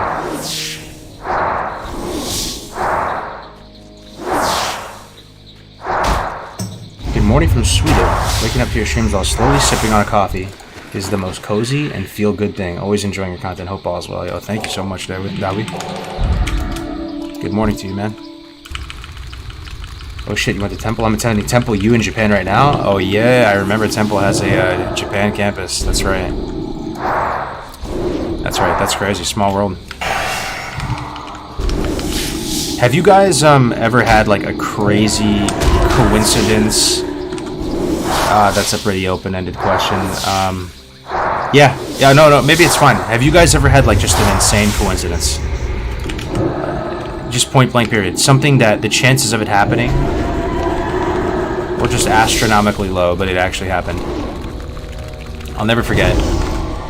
My English teacher in high school, I went to a boarding school. I'm not trying to dox her right now, but I didn't get along with her. Again, I was kind of like a C's get degrees kind of student, and I was probably playing WoW in her class on a laptop, pretending to take notes. But I was in Berlin randomly, so another nation so many miles away, just walking down the street. And I'm just gonna call her Mrs. D. And I see her walking on the sidewalk the other direction. And, you know, we'd look at each other, and it's just so shocking, the chances of seeing somebody you know from your high school across the earth. That actually happened. I still can't believe it. Okay, just use my only Curzon jungle remedy. When did hardcore start as a game mode? Early 2020. I think the first few streams that were like Iron Man streams were in January. And then kind of like in February, we started to come into our own and call it hardcore and stuff. So about 2 years. I was once in Denmark in a university trip and crossed my German friends from high school that I had not seen in 3-4 years. Super random. Thing is, amongst European nations, that's probably not the most uncommon thing, right? Because it's like standard practice in those countries. Like, you guys take the Euro rail, right? Isn't that what it's called? And you just go to different countries, and that's just like commonplace activity. So, you know, it still is super random, but I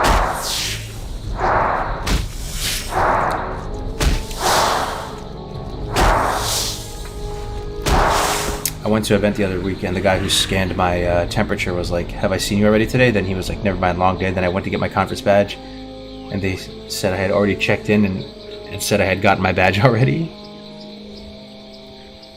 Random person I met at uni interstate turned out to be a childhood friend. Our parents went to each other's wedding. Oh, that's pretty random, yeah. I guess another thing that happened to me that was crazy was one of my favorite rappers growing up. You know, I'm not like the biggest hip-hop guy, but, you know, it would definitely played a role in all of our lives, you know, if you're in the more or less same age bracket as me, was Jadakiss. You know, I love like his like raspy style, and like he would have like these hyperbolic like gangster like lyrics and stuff. Like I just thought he was hilarious, man. Like I always thought he had like I really like liked his style and stuff. Anyway, I moved to the city that he's from, Yonkers. He always talks about YO and Yonkers. I moved into an apartment building. And when I was moving to Yonkers with my fiance at the time, I was saying, "Yo, Jadakiss is from here. The Lox is from here. Sheik Luch, Jadakiss, this is so cool, man. DMX is from here." And I swear, I wish I was making this up. They lived in my building, and not DMX, but Jadakiss lived on my floor. The main character from Bronx Tale, Lilo Brancato Jr., was also on my floor, like my direct neighbor. It was the craziest thing ever to me, man. Someone who I like listened to thousands of hours of their music, you know? And they live in my apartment building. On my floor. That's another top coincidence in my life. Yeah. Yo, see you later, Kid Vicious. My friend in college started dating a guy. They thought they were meeting for the first time, but when they went home to meet each other's parents, the parents already knew them because it turned out they were elementary school best friends. Pulled out pics and everything. It probably worked out then, huh? Wow. Yo, that's bars, Rambler on bars. Did you see him a lot? I did. It was actually it was incredible, man. It would just crack me up. So I had like a trash room, right? You know how apartment buildings have a trash room? Instead of taking your trash out front like in a house, I would go to the trash room just to like put my trash down the chute, and I would see like the whole trash room filled with like Gucci bags and like Louis Vuitton bags and stuff, and like I knew that was Jada, like it had to be, you know. It was just funny, man. Saw him at the gym inside the building. He actually recorded some music videos at that apartment building, like in the back.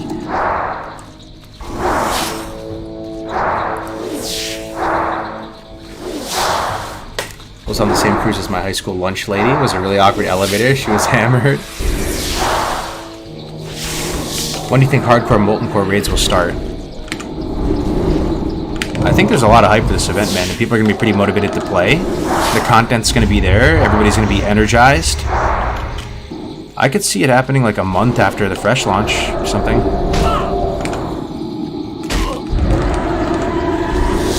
Getting, you know, a full month, people leveling up to 60 and getting pre-bis and consumes and stuff. Then a month after.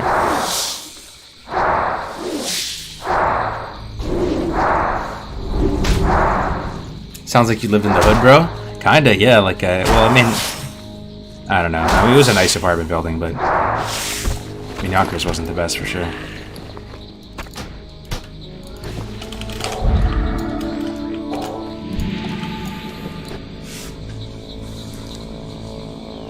It was so freaking cute while it lasted, though.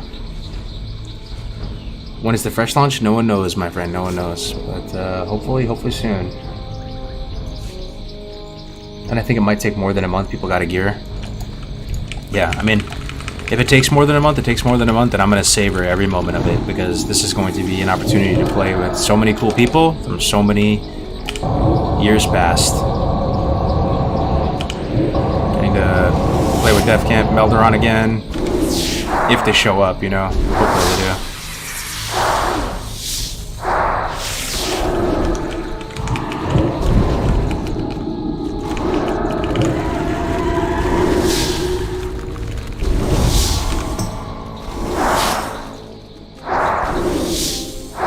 What, fresh launch? There's Blizzard announced that there's going to be a classic fresh, so vanilla, all over again.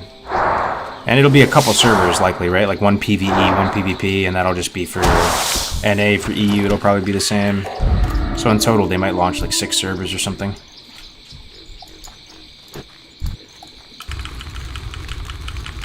Could you see yourself leveling 260s to have a backup character if you died? 100%. 100%.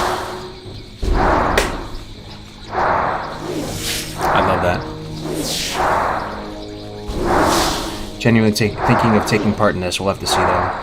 Yeah, man. I mean, just come try out hardcore. It's really fun. Like I said, this is a unique opportunity to. Might be our only opportunity. We may never get a hardcore server. We may never get a hardcore toggle. You know, this may be the closest thing we'll ever see to a real hardcore server, where 95% plus of the server are hardcore characters with 1 life. That exists right now at this very moment in time. Anyone you see is doing the challenge around you. Hundreds of players. And Horde's not totally dead too. I was on there today, you know, tracking that rogue.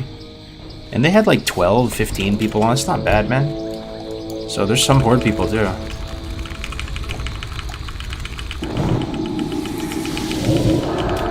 Do you have a lighting filter or is it add-on?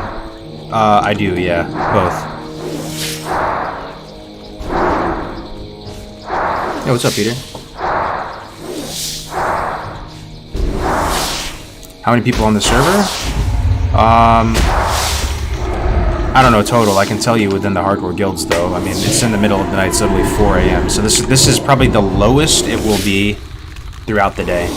We peaked at over 200. So we have 38 on in the lower guild. And then in the upper guild, we have 49. So 49 plus 38. 79. Yeah. 49 plus 38. 79. 87. And then there might be some in Mortal. Let me see. No, our third guild is called Mortal. There's nobody on at the moment in that one, but yeah, there's usually a few throughout the day on it. But this is the lowest it'll be, right? And then it'll peak over 200. Tomorrow it might be 250 people on at the same time. Then there's Horde side too. There's probably a few Horde people on right now. Mortal EU has 35 in the morning at 9 a.m. Yeah, that's pretty sick. Why multiple guilds? Just because in vanilla the guild cap's pretty low, so you have to house everybody, right? You have to make new guilds. How many hardcore 60s you got? What classes? I have a warrior and a rogue. Oops.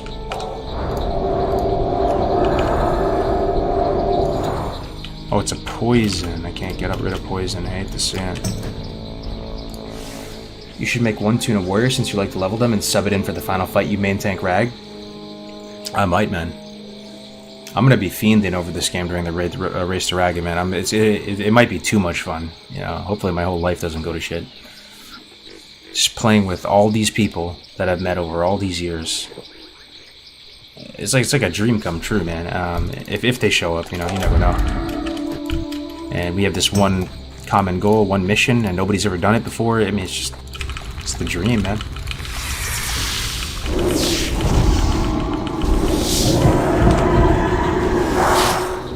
What was the griefer doing? He was just killing quest NPCs and being annoying, trying to get people flagged, and just genuinely being just a dick.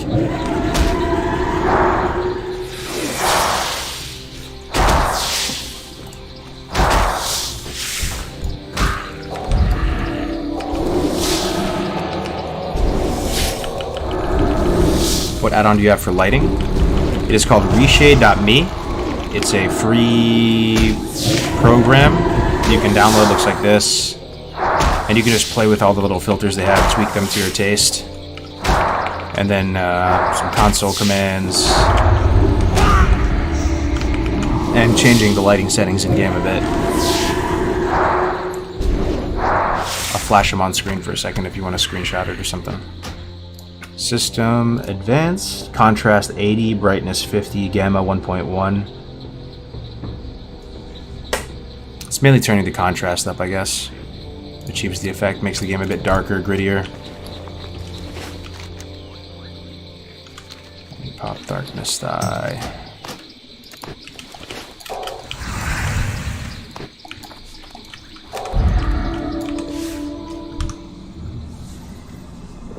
Stone form, bro. I was thinking about it, but it's not too bad of a poison. This is Blood Cell Buccaneers era. Hardcore Challenge Founder, what does that mean? It just means I was, you know, there at the start when we were all building the game mode together. You know, I like take a lot of pride in this community, man. I'm like proud. I'm really proud of everything like we've done together, and like it's been grassroots from day zero, man. Just building it up. Some of the best people in this community.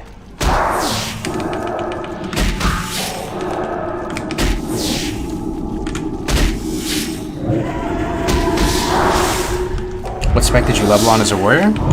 I went, I bounced in between a bunch of different things. I went arms for most of it. And then arms fell off weirdly in the high 40s and 50s. So you get this really big power spike when you get sweeping strikes, and other power spike when you get mortal strike, it's pumping. But the higher level mobs, you can't really cleave them down. It's very dangerous. And it doesn't feel worth it. So like you spec out of like a cleave, like AoE cleave damage build, and you go into more like single target sustained damage build, which is Fury. So you can go Fury dual wield or you can go Fury two-hander. I thought Fury two-hander was a complete joke. It seems antithetical, right? If you think of a Fury warrior, you think of pumping with two one-handers. It's just what you think of. But Fury two-hand is not that bad. It's actually not. You would be surprised. So I think I ended up finishing as Fury two-hand with Ice Barb Spear.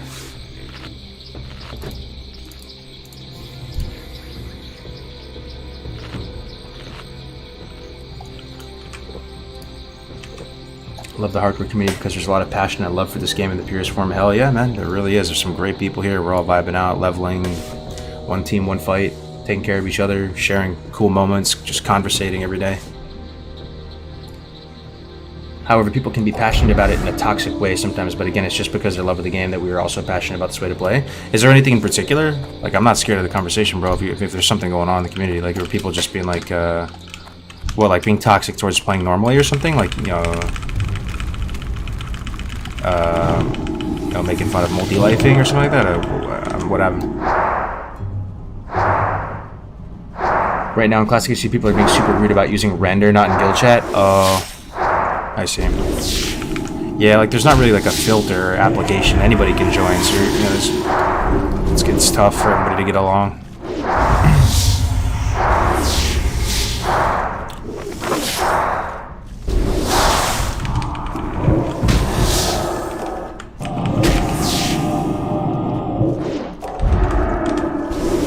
Leveling a Troll Priest. I really want to try Disc Shadow Hybrid for PvP. I think there's a good build for that.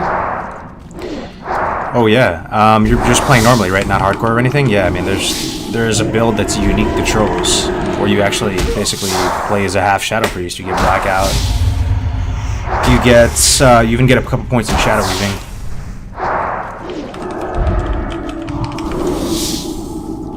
But yeah, you pretty much, that build you're talking about, you go down Disc to get PI. And then instead of going Holy to get Holy Nova, and Holy Nova is an amazing tool, some would say an essential tool for Priest in PvP. Instead of going Holy Nova, you go Shadow, and you pick up some of these talents here. So it's a much more offensive playstyle, and it's made possible by your Troll Racial, what is it called? Shadow Guard, and Hex of Weakness. It opens up new like comp possibilities as far as 2s and 3s. You know, you become like best in slot for certain particular comps like Shadow Play or DPL with a that's our Duratar cleave that we talk about. But some people would say that you're less strong overall because Troll Priest doesn't have the survivability or finesse that like either an Undead or a Dwarf would have. I might use a grenade here.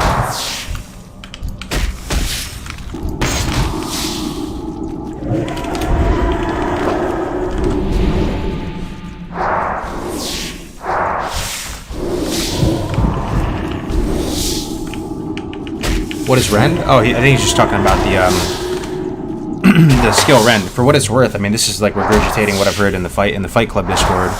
Rend is worth using up until the mid or late 30s, I think. It ends up being your best damage per rage up until that point, and then it just like takes too long for you to get good value from it. Mob isn't alive long enough for you to extract full value, and it just like falls off. But up until that point, you know, Ren's really good.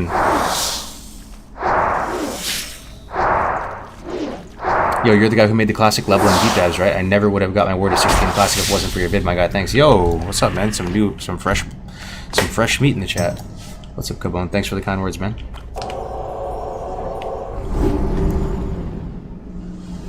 Shout out Fababs for spreading truth about Ren pre-level 36. Who's Fababs? Kargoz snag glad with the disc walls. Yes, sir. Yes, sir, man. You love to see it, man. Just barely got that glad by the hair on my... Don't really have hair on my chinny chin, but I think it ended up being like 25 to 80 something. We were 2607 after the disc wall. I mean, we missed it by 1 point initially, so. Long stream today? It's been about 3 hours. I've been doing about like 3-4 hour streams. I've been doing it twice a day. I streamed earlier today.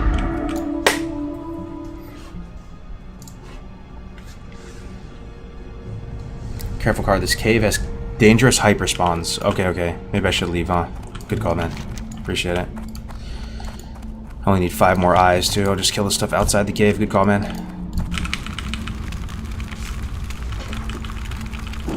This is the most entertaining WoW content I've ever watched. Really brings back the feel of vanilla. I'm so glad, man. I'm so glad. You know, it's crazy though, right? Like, because I am just questing the good old-fashioned way out in the zones, and we're just, you know, if it wasn't hardcore, if it wasn't One Life, it wasn't solo self-found, it'd probably be like really boring content. No one would be into it, right? But with this special proprietary blend of like rules that we've all like forged together, it does like turn into an entirely different experience, and it is really fun. 100%, man.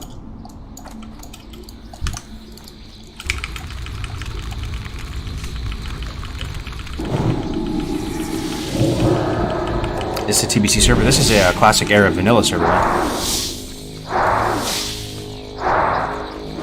Leveling / questing is cozy. It is, yeah. I think a lot of it, though, is ultimately too, like... You actually have the mental global cooldowns to, like, just converse with people and talk, which is... It really is, like, the value add of streams. You know, it's rare that you watch a stream for, like, someone's skills or... to learn something, really. It's more of just to like not feel lonely, right, and just connect with people, and hardcore definitely does that, right? You're just like chilling, talking with somebody, a lot of like chat engagement, you know.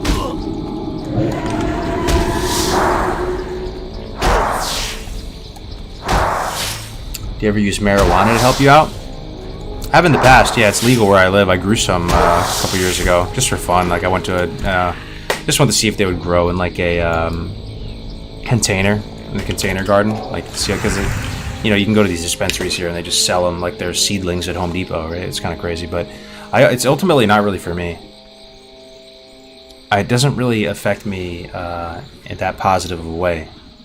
It kind of is just. It's almost like I'm a Pokemon. And I'm resistant to grass type.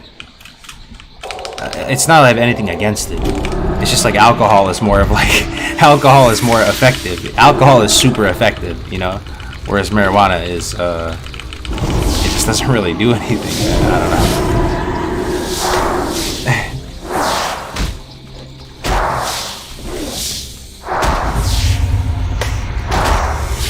Ever tried edibles? Yeah, I have. But you know, it's again. Oh shit, we got 3 spiders, boys. We got 3 spiders. We're cooking with gas. Here we are, boys. Here we are. Do we fear? Do we rip the fear? I think we do. And let's see where we stand. Rip the fear. And we're just gonna assume that more are pulling.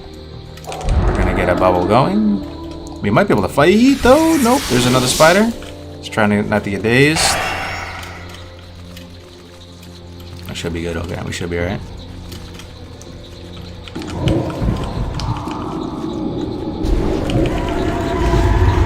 Make sure they aren't following us.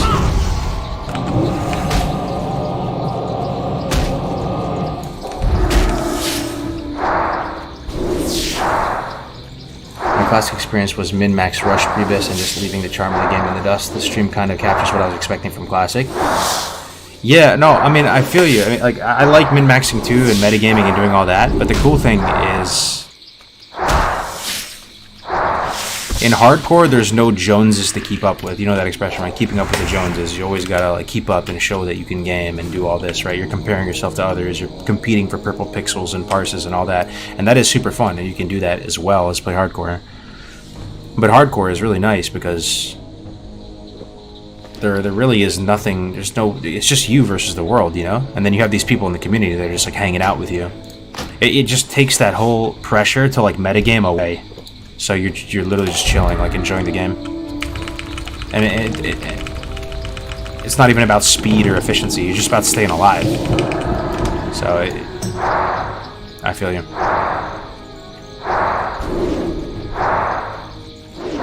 Yeah, see you later, girls. So you're planning to wait 40 hardcore players for MC? On the Classic Fresh, yeah. The road drag hasn't started yet, but we'll get 40, maybe more, and then hit rag.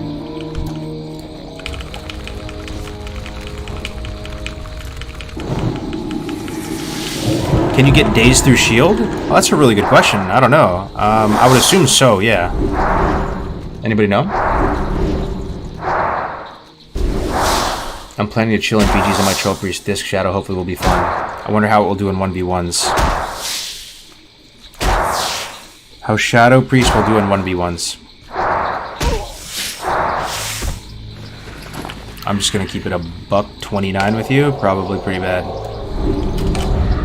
So you get rinsed by Warlocks. You'll get rinsed by Rogues. You'll get rinsed by...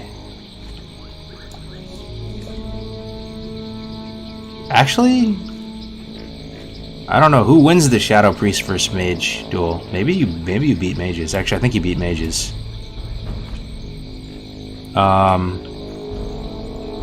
You probably beat Druids too.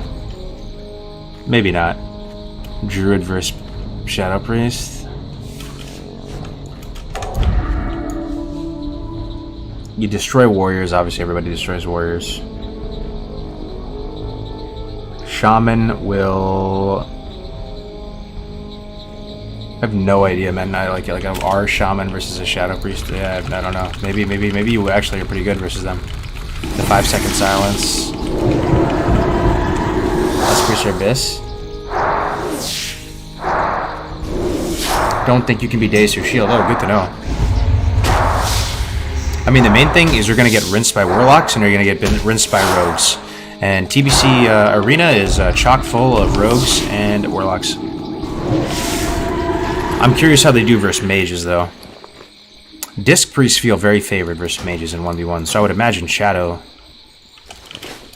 would be really good as well. But Disc Priests is good versus Mages because you can pain sub through their damage. Like you can survive through their damage windows, and you'll eventually be able to survive long enough to get value out of a cast, right? They'll lock you on Holy, and you just start mana burning them, or they lock you on mana burn, you start flash healing yourself.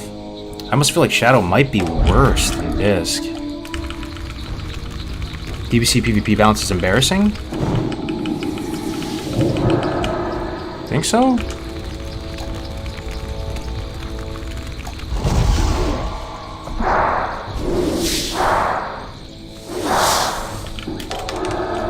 Yeah, I don't know. I beat Mages 1v1 in the arena if we both have our partners die. As disc? As disc. I'm saying as shadow, though. Do you think the matchup would strengthen or worsen as a shadow priest versus a mage? You have less plus healing. You have no pain sub. You have silence of 5 seconds, but they just block that. You have all these dots. They just block that.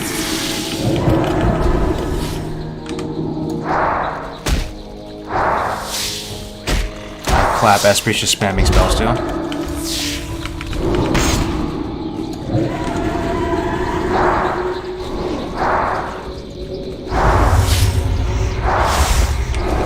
You ever think about getting vendor price add-on? Oh yeah, I've been missing that sorely. Rogues and locks are completely broken. But the thing is, there's 5 classes that are very, very strong and very, very versatile in TBC Arena. Rogue. Okay, shit, man. Oh my god, more spiders, dude. I'm actually gonna desperate prayer for the first time in like a hot second. Okay. I think I can fight this. Let me just mana pot. Okay, so now we're down potion. Now we've used like everything. I'm gonna rip the fear. And I hope it doesn't pull more. If it does, I'm running. Stone form, grenade, and a few. I have target dummy.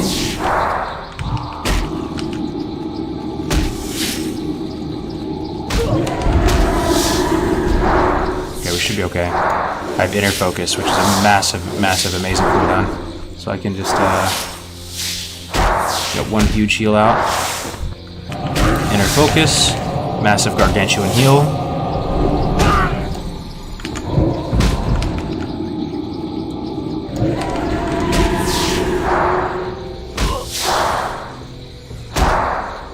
I was asking from the POV of a disc shadow hybrid, not shadow man. Disc shadow hybrid. Oh. Oh. You're gonna lose to warlocks. You're gonna lose to rogues. I mean, you're just like a disc priest. Yeah, I mean, yeah, you'll be good, bro. You'll be. I mean, priests are just so strong. Get NG belt though. Definitely get NG belt. You're not a dwarf, so you need NG belt 1,000,000%.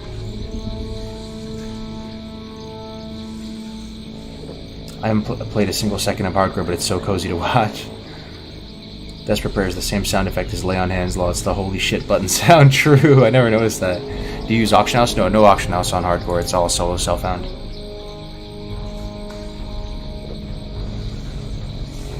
Yeah, so, yeah, I mean, you have 5 classes that are really good. I mean, Mage, Warlock, Rogue, Priest, Druid. 5 classes. They're all insanely good. That's 5 of 9, though, that are insanely good. Like, they're all very powerful in the arena. So right there, it's not that bad. You have 5 classes. Then you look at the other classes. You look at Shaman. Is Shaman good in arena in TBC? In 2s, it's pretty garbanzo bean salad.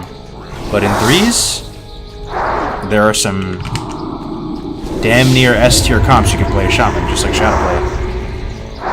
Or RLS. I don't know if RLS is that good in TBC, though.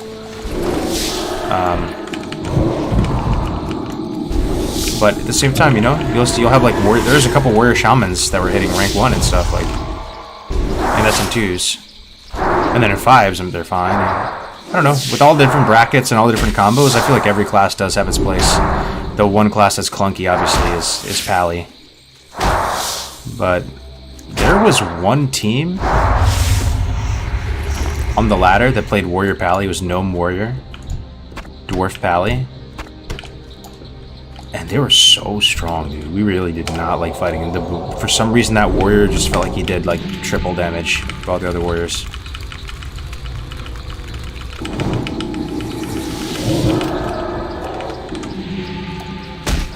Worst class for arena, it's hands down Pally. Hands down. Hands down Pally. Congrats on the Daddy-ator title. Yo, thanks, Yozan. I appreciate it, bro.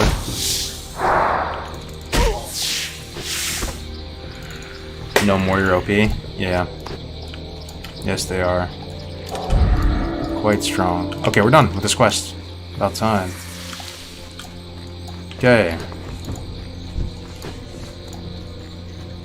Read Henrig Lonebro's journal. Let's accept that.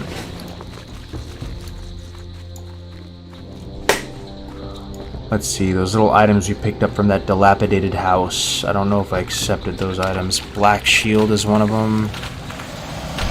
No, I feel like I turned them in already, actually. Yeah, I think I turned them in. Oh, can't go there. That's a horde village. That's death. That is death.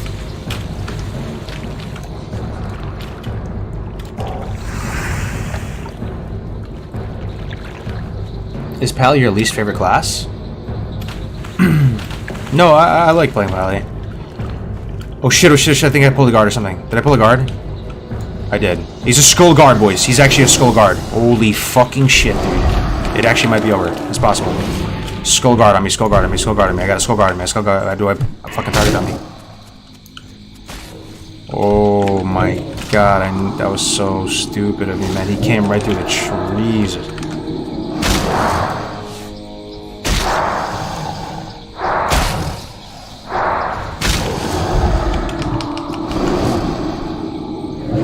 What's your highest level death? 48.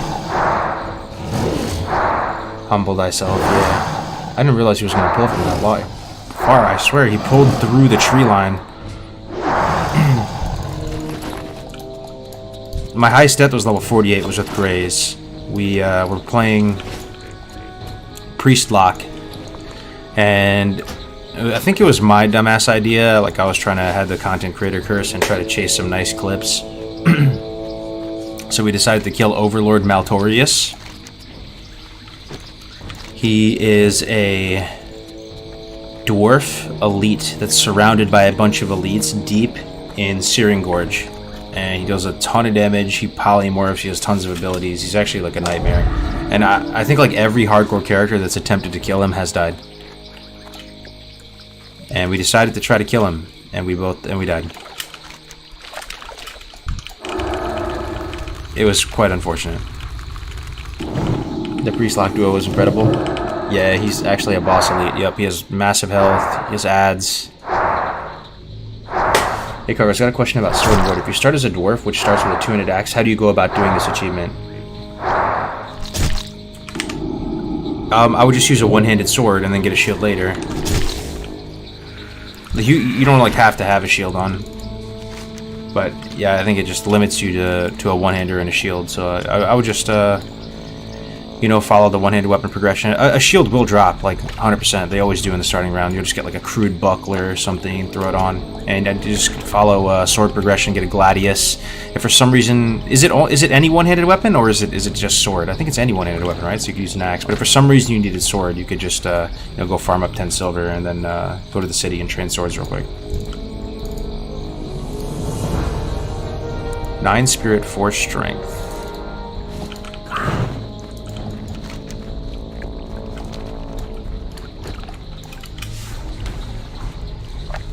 Wait, which mob was he talking about? Where he died on? It's called Overlord. He's called Overlord Maltorius. He's like a dark iron dwarf looking type of guy. He's elite. He has a bunch of abilities. Basically, Gray's got sheeped. He was getting like perma sheeped, and I'm a warlock. I didn't have like Fell Hunter out or anything, so I couldn't dispel him. And we got kind of unlucky with respawns, and it was unfortunate. We died at 48. I bet Dwarf can use one-handed axe by default. Yeah, I don't think they can use sword, but one-handed axe. So you have to sell the two-handed first and buy a one-handed axe for fighting? Yeah, or you can just punch. I don't know if you know this. Okay, shit, man. I'm using grenade. Resist. And Dustswallow's got some pretty high levels in it.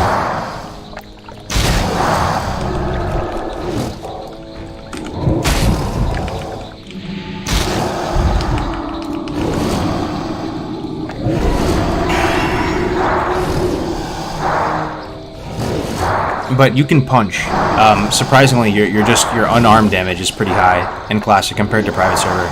I know it's like a really obscure factoid about the game, but in Private Server, your punch would deal like 1-2 damage. But if you go try on Classic, like you'll punch for like 12 damage sometimes. So it's a bit annoying, but you can do it, and then just do that till a one-hander drops. You can't heroic circle punching? Yeah, I mean, it's definitely going to be pretty annoying, but once you get a one-handed weapon, you're chilling.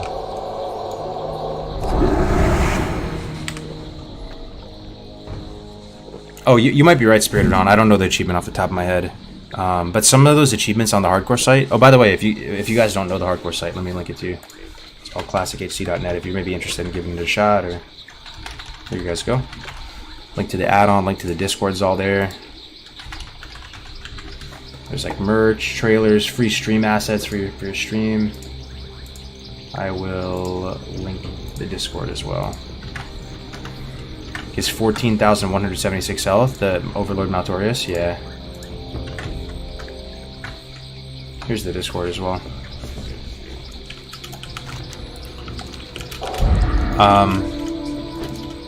Yeah, some of those achievements on the site, there's like a little drop down and it has more info about them. Can I get connected with the HC add-on engineers? Oh, absolutely, Mr. Fat Cat. That would be amazing, brother. Yes, you absolutely. Join the Discord and maybe send me a DM if possible. I'll connect you with the engineering team.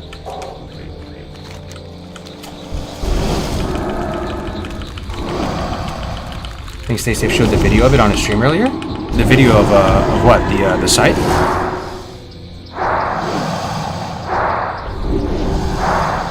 Isn't another way to get verified other than recording. It's kind of rough people playing on low-end laptops to use OBS or similar software. Well, keep in mind you don't have to record or stream. It's only if you kind of care about the verification aspect, right? If you do care about that, that does mean to you, want to mean something to you, and you would like the rank on the Discord and like to be featured on leaderboards, then we have to have some accountability, right? But if you just want to play hardcore and chill with the community and you're not really worried about that, like you could care less about the title or something, like you don't have to record or anything, bro.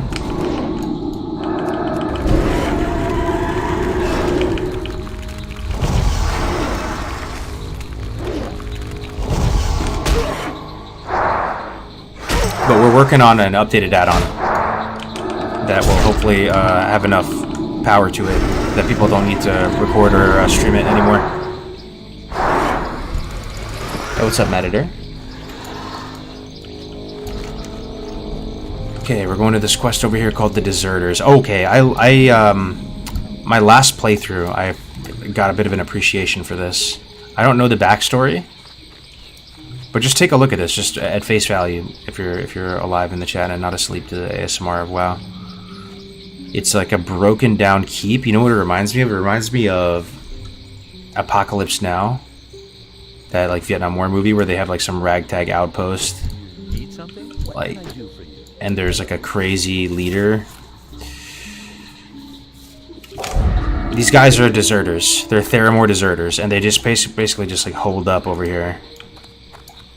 Hello. They have like different uniforms. What can I do for you? And this keep is all dilapidated and like destroyed. There's like skeletons everywhere. Good day to you. Okay, why do I have a bad feeling about this? Why do I have a feeling that if I aggro this guy... Oh shit, dude, hold up. These all don't aggro, right? If they all aggro, we're dead. I can just fight this guy solo, right? He doesn't call in the cavalry, right? I am just kiting him back for good measure.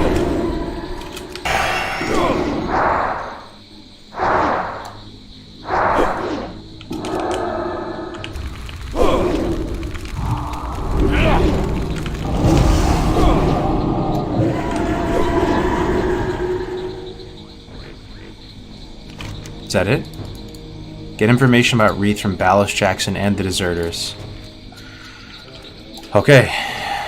I think we're fine. I could have... Didn't that look like all these were going to aggro? What's the point of these guys then? Hey there. Hello. Good the day point to of, you. Like, what is the point of these guys? They just sit out here and let their leader die in front of them?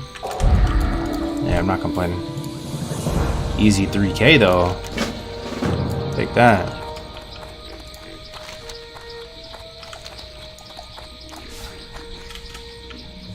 Hey man, love the stream. I'm currently 43 warrior on Hydrax EU Classic HC Guild. I'm not sure to go with Gnomish or Goblin NG. I'm at 215 NG at the moment. Yeah, it's a good question. I think the Gnomish stuff is more safe. But chat might know. What do you guys think, chat? You know, think about hardcore. One life. Goblin engineering. Think of the backfires for the stuff. Death Ray, for example. Gnomish Death Ray. Gnomish Death Ray can kill you, right? One of the backfires is like 3k damage to you or something. That's Gnomish. Goblin Rocket Boots can kill you. Gnomish Rocket Boots cannot. Goblin Rocket Boots, I believe they pop you up in the air like really high and you can die from fall damage. I think Goblin Rocket Boots can also backfire and just deal like high dot damage to you. I think Goblin stuff is more unstable than Gnomish. So I think you go Gnomish. And I think Gnomish is easier. No, Goblin might be easier to pull off. So the quest for Gnomish entails Mithril Tubes. Mithril Tubes are just made through engineering. You don't need to be a blacksmith, right, to make Mithril Tube. Oh, unless you need an inlaid Mithril Cylinder. If you need inlaid Mithril Cylinder, you're in the mud. You need a blacksmith to do that. I don't think you do, though. I think it's just Mithril. Someone's gonna know, man. Then you need advanced target dummies, which you need heavy leather for. That's a bit tough to do, but you can get it. I have heavy leather right now. And then you need accurate scope. Accurate scope recipe is sold from a vendor in Booty Bay in the Port Authority. So you'll be able to get it. It's not like a highly contested one. And accurate scope requires a jade, I believe. It's a jade or a citrine and like some mithril or something. So you can do it. Gnomish has more utility and less risks, but both can kill you in a sense. But what can kill you on the Gnomish side? I think it's just Death Ray. Because Gnomish Rocket Boots, the backfire of them isn't lethal, I don't think. And they also don't break. Goblin Rocket Boots break. And... Yeah, no, you don't go Goblin, bro. How are you going to get rocket fuel? How are you going to get rocket fuel? You can't get rocket fuel. Only way you can get rocket fuel is fishing. Because it's an alchemy recipe, right? To make rocket fuel. It's gotta be Gnomish, brother. We're just thinking it through right now. Those inlaid cylinders can drop off apes in Ungoro, I think. Yeah, you can fish them as well.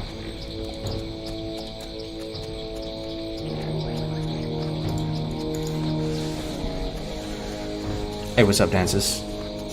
Hey, Kargoz, big fan of the stream. Almost different. Asks, how did you get your title after all the bans on the ladder? So... I am honored. Blizzard went in and used whatever system they do to find out who was cheating, like piloting, win trading, all that stuff. And they just removed him from the ladder and then updated the bulletin board. So it went down on the bulletin board from 2608 to 2584 or something. And then we just got it because we were within range, because they have like a 2-week diligence period where they go through all the teams. So we just logged in today and it was in the mailbox, man. Goblin Mortar will insta-kill you. I think it really comes down to this, though. You cannot get rocket fuel unless you fish it up, and it's like a very low chance to get it from fishing, but you can get it from fishing. And so if you're going to do the Goblin, any of the Goblin stuff like Goblin Rocket Helm, you're going to need rocket fuel, and you can't get rocket fuel reliably, so Gnomish. Any chance next HC tune will be a hunter? It seems like such a cozy class fantasy for hardcore. Yeah, possibly, man. Bro, big rats, I'm glad the Daddy prophecy is complete. Yo, what's up, offline? Thanks, brother. Any tips for bags in hardcore? Yeah. Tips for bags. Invest in the 6 and 8 slots as early as possible. The 10 slots are expensive, man. And that's an interesting thing about hardcore, right? Some of you watching hardcore, like, may not make these connections until you play it. But inventory, how do you get bags? You have to buy them from the vendors, right? Unless you're a tailor. But when you're multi-lifing and playing the game normally, you never buy bags from the vendor, ever. You just buy from the auction house. Go look at the vendor price of the bags. They're very expensive. The 10 slot, I think, is 2 gold or something, right? So when do hardcore characters upgrade to 10 slots? If you're Alliance, I don't think you ever do. And the reason why, let me move this bar so you can see. The reason why you don't upgrade to 10 slots is, well, for one, they can drop. 2, you can get ooze covered bag, which is guaranteed from a wetlands quest. 3, you can get a blue bag called Gunny Sack of the Night Watch or something from Duskwood, right? That's a 10 slot bag. I think mine's in the bank or something. So you get 2 guaranteed 10 slotters. And then 1 might drop for you on average. So you might only end up having to buy 1. So Alliance is kind of favored in that sense. I wouldn't buy 10 slot bags as Alliance. Yo, Dubstep Wubs, thank you very much for the tier 1 sub, my friend. I appreciate it, brother. Ooh, someone just died. That raid warning woke everybody up, huh? It was so funny seeing all the hate about you missing Glad by 1 point on Reddit. I 100% knew you would get it. I know, dude. I got roasted. Someone posted a video of me missing Glad by 1 point. But it's all good, bro. We came back. Why does your game look like that? What do you mean, my friend? I might be stupid, but can you explain why fishing is such an amazing value in hardcore? Oh, hell yeah. So fishing... Fishing, if you're playing the game normally, does what? What value does it add? Like, literally nothing, right? Like, it just doesn't do anything.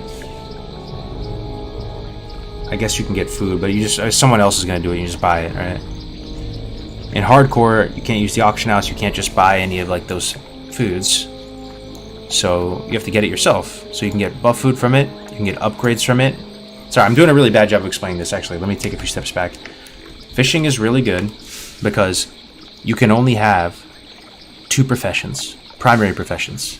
And in those primary professions, the advanced stage recipes within those professions require materials from other professions. And since you can't trade or use auction house, how do you get those materials?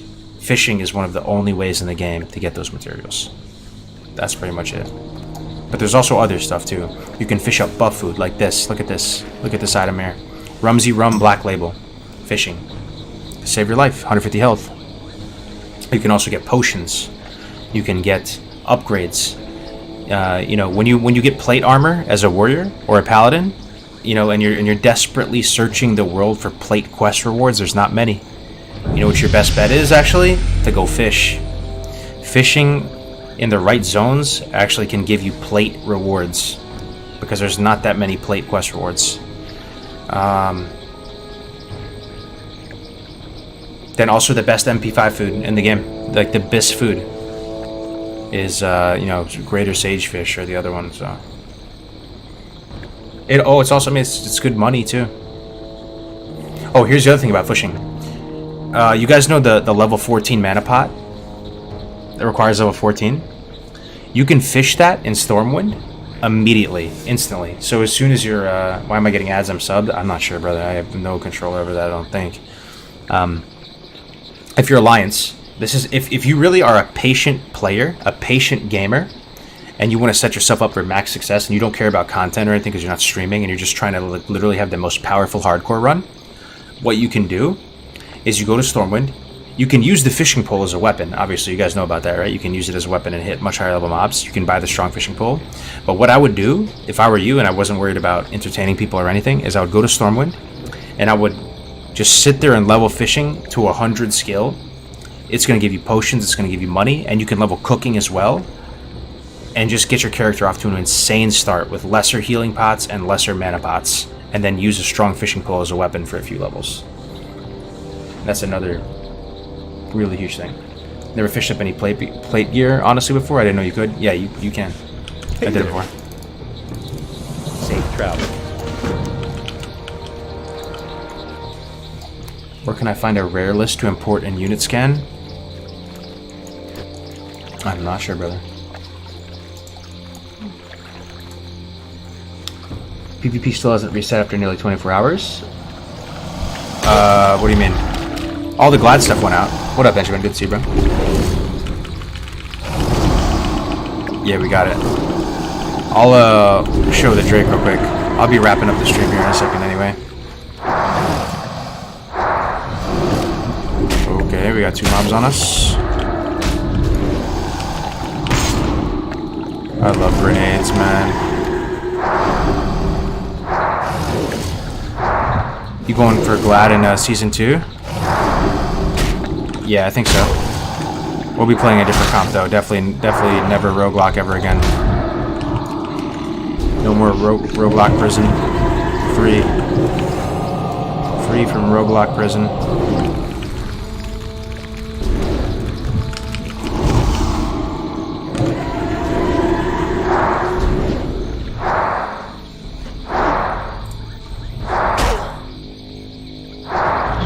Camera add-on? It's not an add-on, it's a setting in the game called action camera.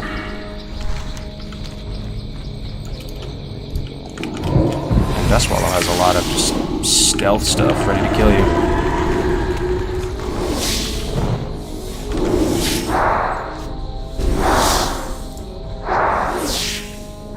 Man, I've been playing Roblox the last 2-3 days and it's a pain in the ass. The comp is super strong, but so many different tactics for different comps gives me headaches. Any tips for people playing it? I mean this with the utmost sincerity, brother. I really do. I'm not saying this to be like a troll or to be dramatic. My best tip for you playing roguelike is to play a different comp. Yeah, honestly, bro. I'm just trying to save you some heartache right now. It's just such a Got bad back comp. into Dude. HC, have a 32 Hunter ATM, getting ready for RAG. Keep up the awesome streams. By the way, you should use Bagnon add-on. Yo, thank you for the $5, man. Yeah, I usually use Combustor, but that's another good one too. Bagnon, absolutely. Thank you very much. Yes, you got back. You have a 3200 at the moment on Ally. What's your name? Thank you for the $5, brother. And it's not so much. It's just that you get so screwed by bad RNG, man, and you have no way to really recover because you have no mobility as a lock. You have no ice block. You don't have as much burst. Like your stealth advantage. Are you Horde or Alliance? If you're Alliance, okay, then maybe you can have a little sliver of hope playing roguelike. Like sure, go for it. If you're Horde, on God, bro, just play a different comp. Any other comp. Pick any other one in the meta. Horde, yeah, dude, no shot, bro. Just find a different comp, man. Level a priest or something.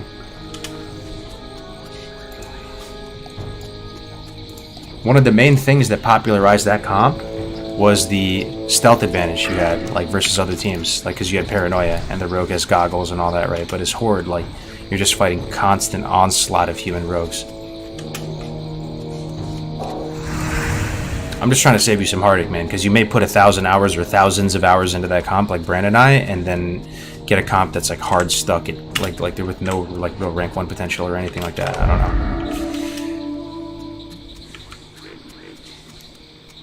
Yeah. Sorry to be a downer, bro. I'm just keeping it 100 with you, man.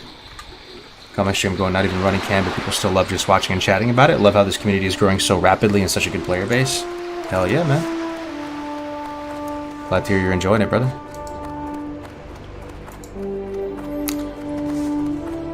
Yeah, roguelike is bad just because it's really like punished by bad RNG. A kidney shot resist, death coil has bad pathing, fear gets resisted, spell lock gets resisted because your fell hunter has no spell pen. Like the list goes on and on. Just play rogue mage or something if you want to play double DPS. I'll log on the TBC guy for a second and show you guys the Drake since you guys been asking about it. Here. My very first Glad title ever, boys. In game, at least, like in a real season. Give me a second.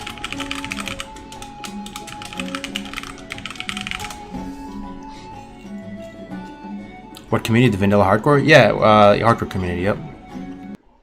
You guys ready for this?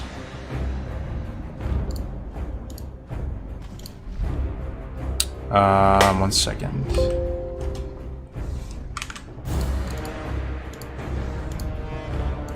I gotta somehow get it to switch over to TBC. Fresh meat. There it is. There she is, boys. There. I don't know if you can see the game or not. I switched over to TBC for a second. There she is, my friends. It's a beautiful mount. Put some Nagran music on. Only people on the server, I think, to get it on this small little zombie island. Hell yeah, man! Blizzard hooked it up. It looks damn sick, yeah. 320 speed too, 310, and then if you put this on, riding crop, you go 320. So you're just like in a freaking Lambo, dude, just speeding around. So sick, man. Yeah, first glide mount for me, like on a real season. Yeah. Thanks for all the kind words, guys. I appreciate it. I'm gonna call it here though, boys. I'm gonna see who's on. We'll see who we can host. Thank you very much for tuning in, as always. Let me see if anybody's streaming hardcore at this ungodly hour. I doubt it. With anybody at all. Man, nobody's on to put the host. Oh man. About to wake Gray's up, man. What time is it for Gray? 4 a.m. He might be waking up. Oh, never mind. Samwise is on. Samwise is on. We're hosting Samwise. Okay. Oh, Scotty just got on too? Oh, I haven't hosted Scotty in a minute, and he's doing so good. Did he really just get on? Good call. Good looking out. Twitch, Scotty J. So Scotty J, guys, he did just get on. Oh, dude, that's so pog. Scotty J made the best hardcore video that has ever been made in 2 years. He actually sums up the whole game mode way better than I ever could or Gray ever could. It's an amazing video. You should check it out. I'll link it before I host him if you want to. It's such a good video, man. The hardcore community like really needs it. It's probably responsible for a lot of the growth, honestly, we've been having. Because it's just such a good video. Here it is, if anybody wants to watch it. I'm going to host him now. Say hi to him. He's on the Blessed Run right now. He's on his personal best. He's a 30-something warrior. Yeah, so I'll say hi to him for me, boys. Thank you very much, man. Scotty J. Take care, everybody. Talk to you soon.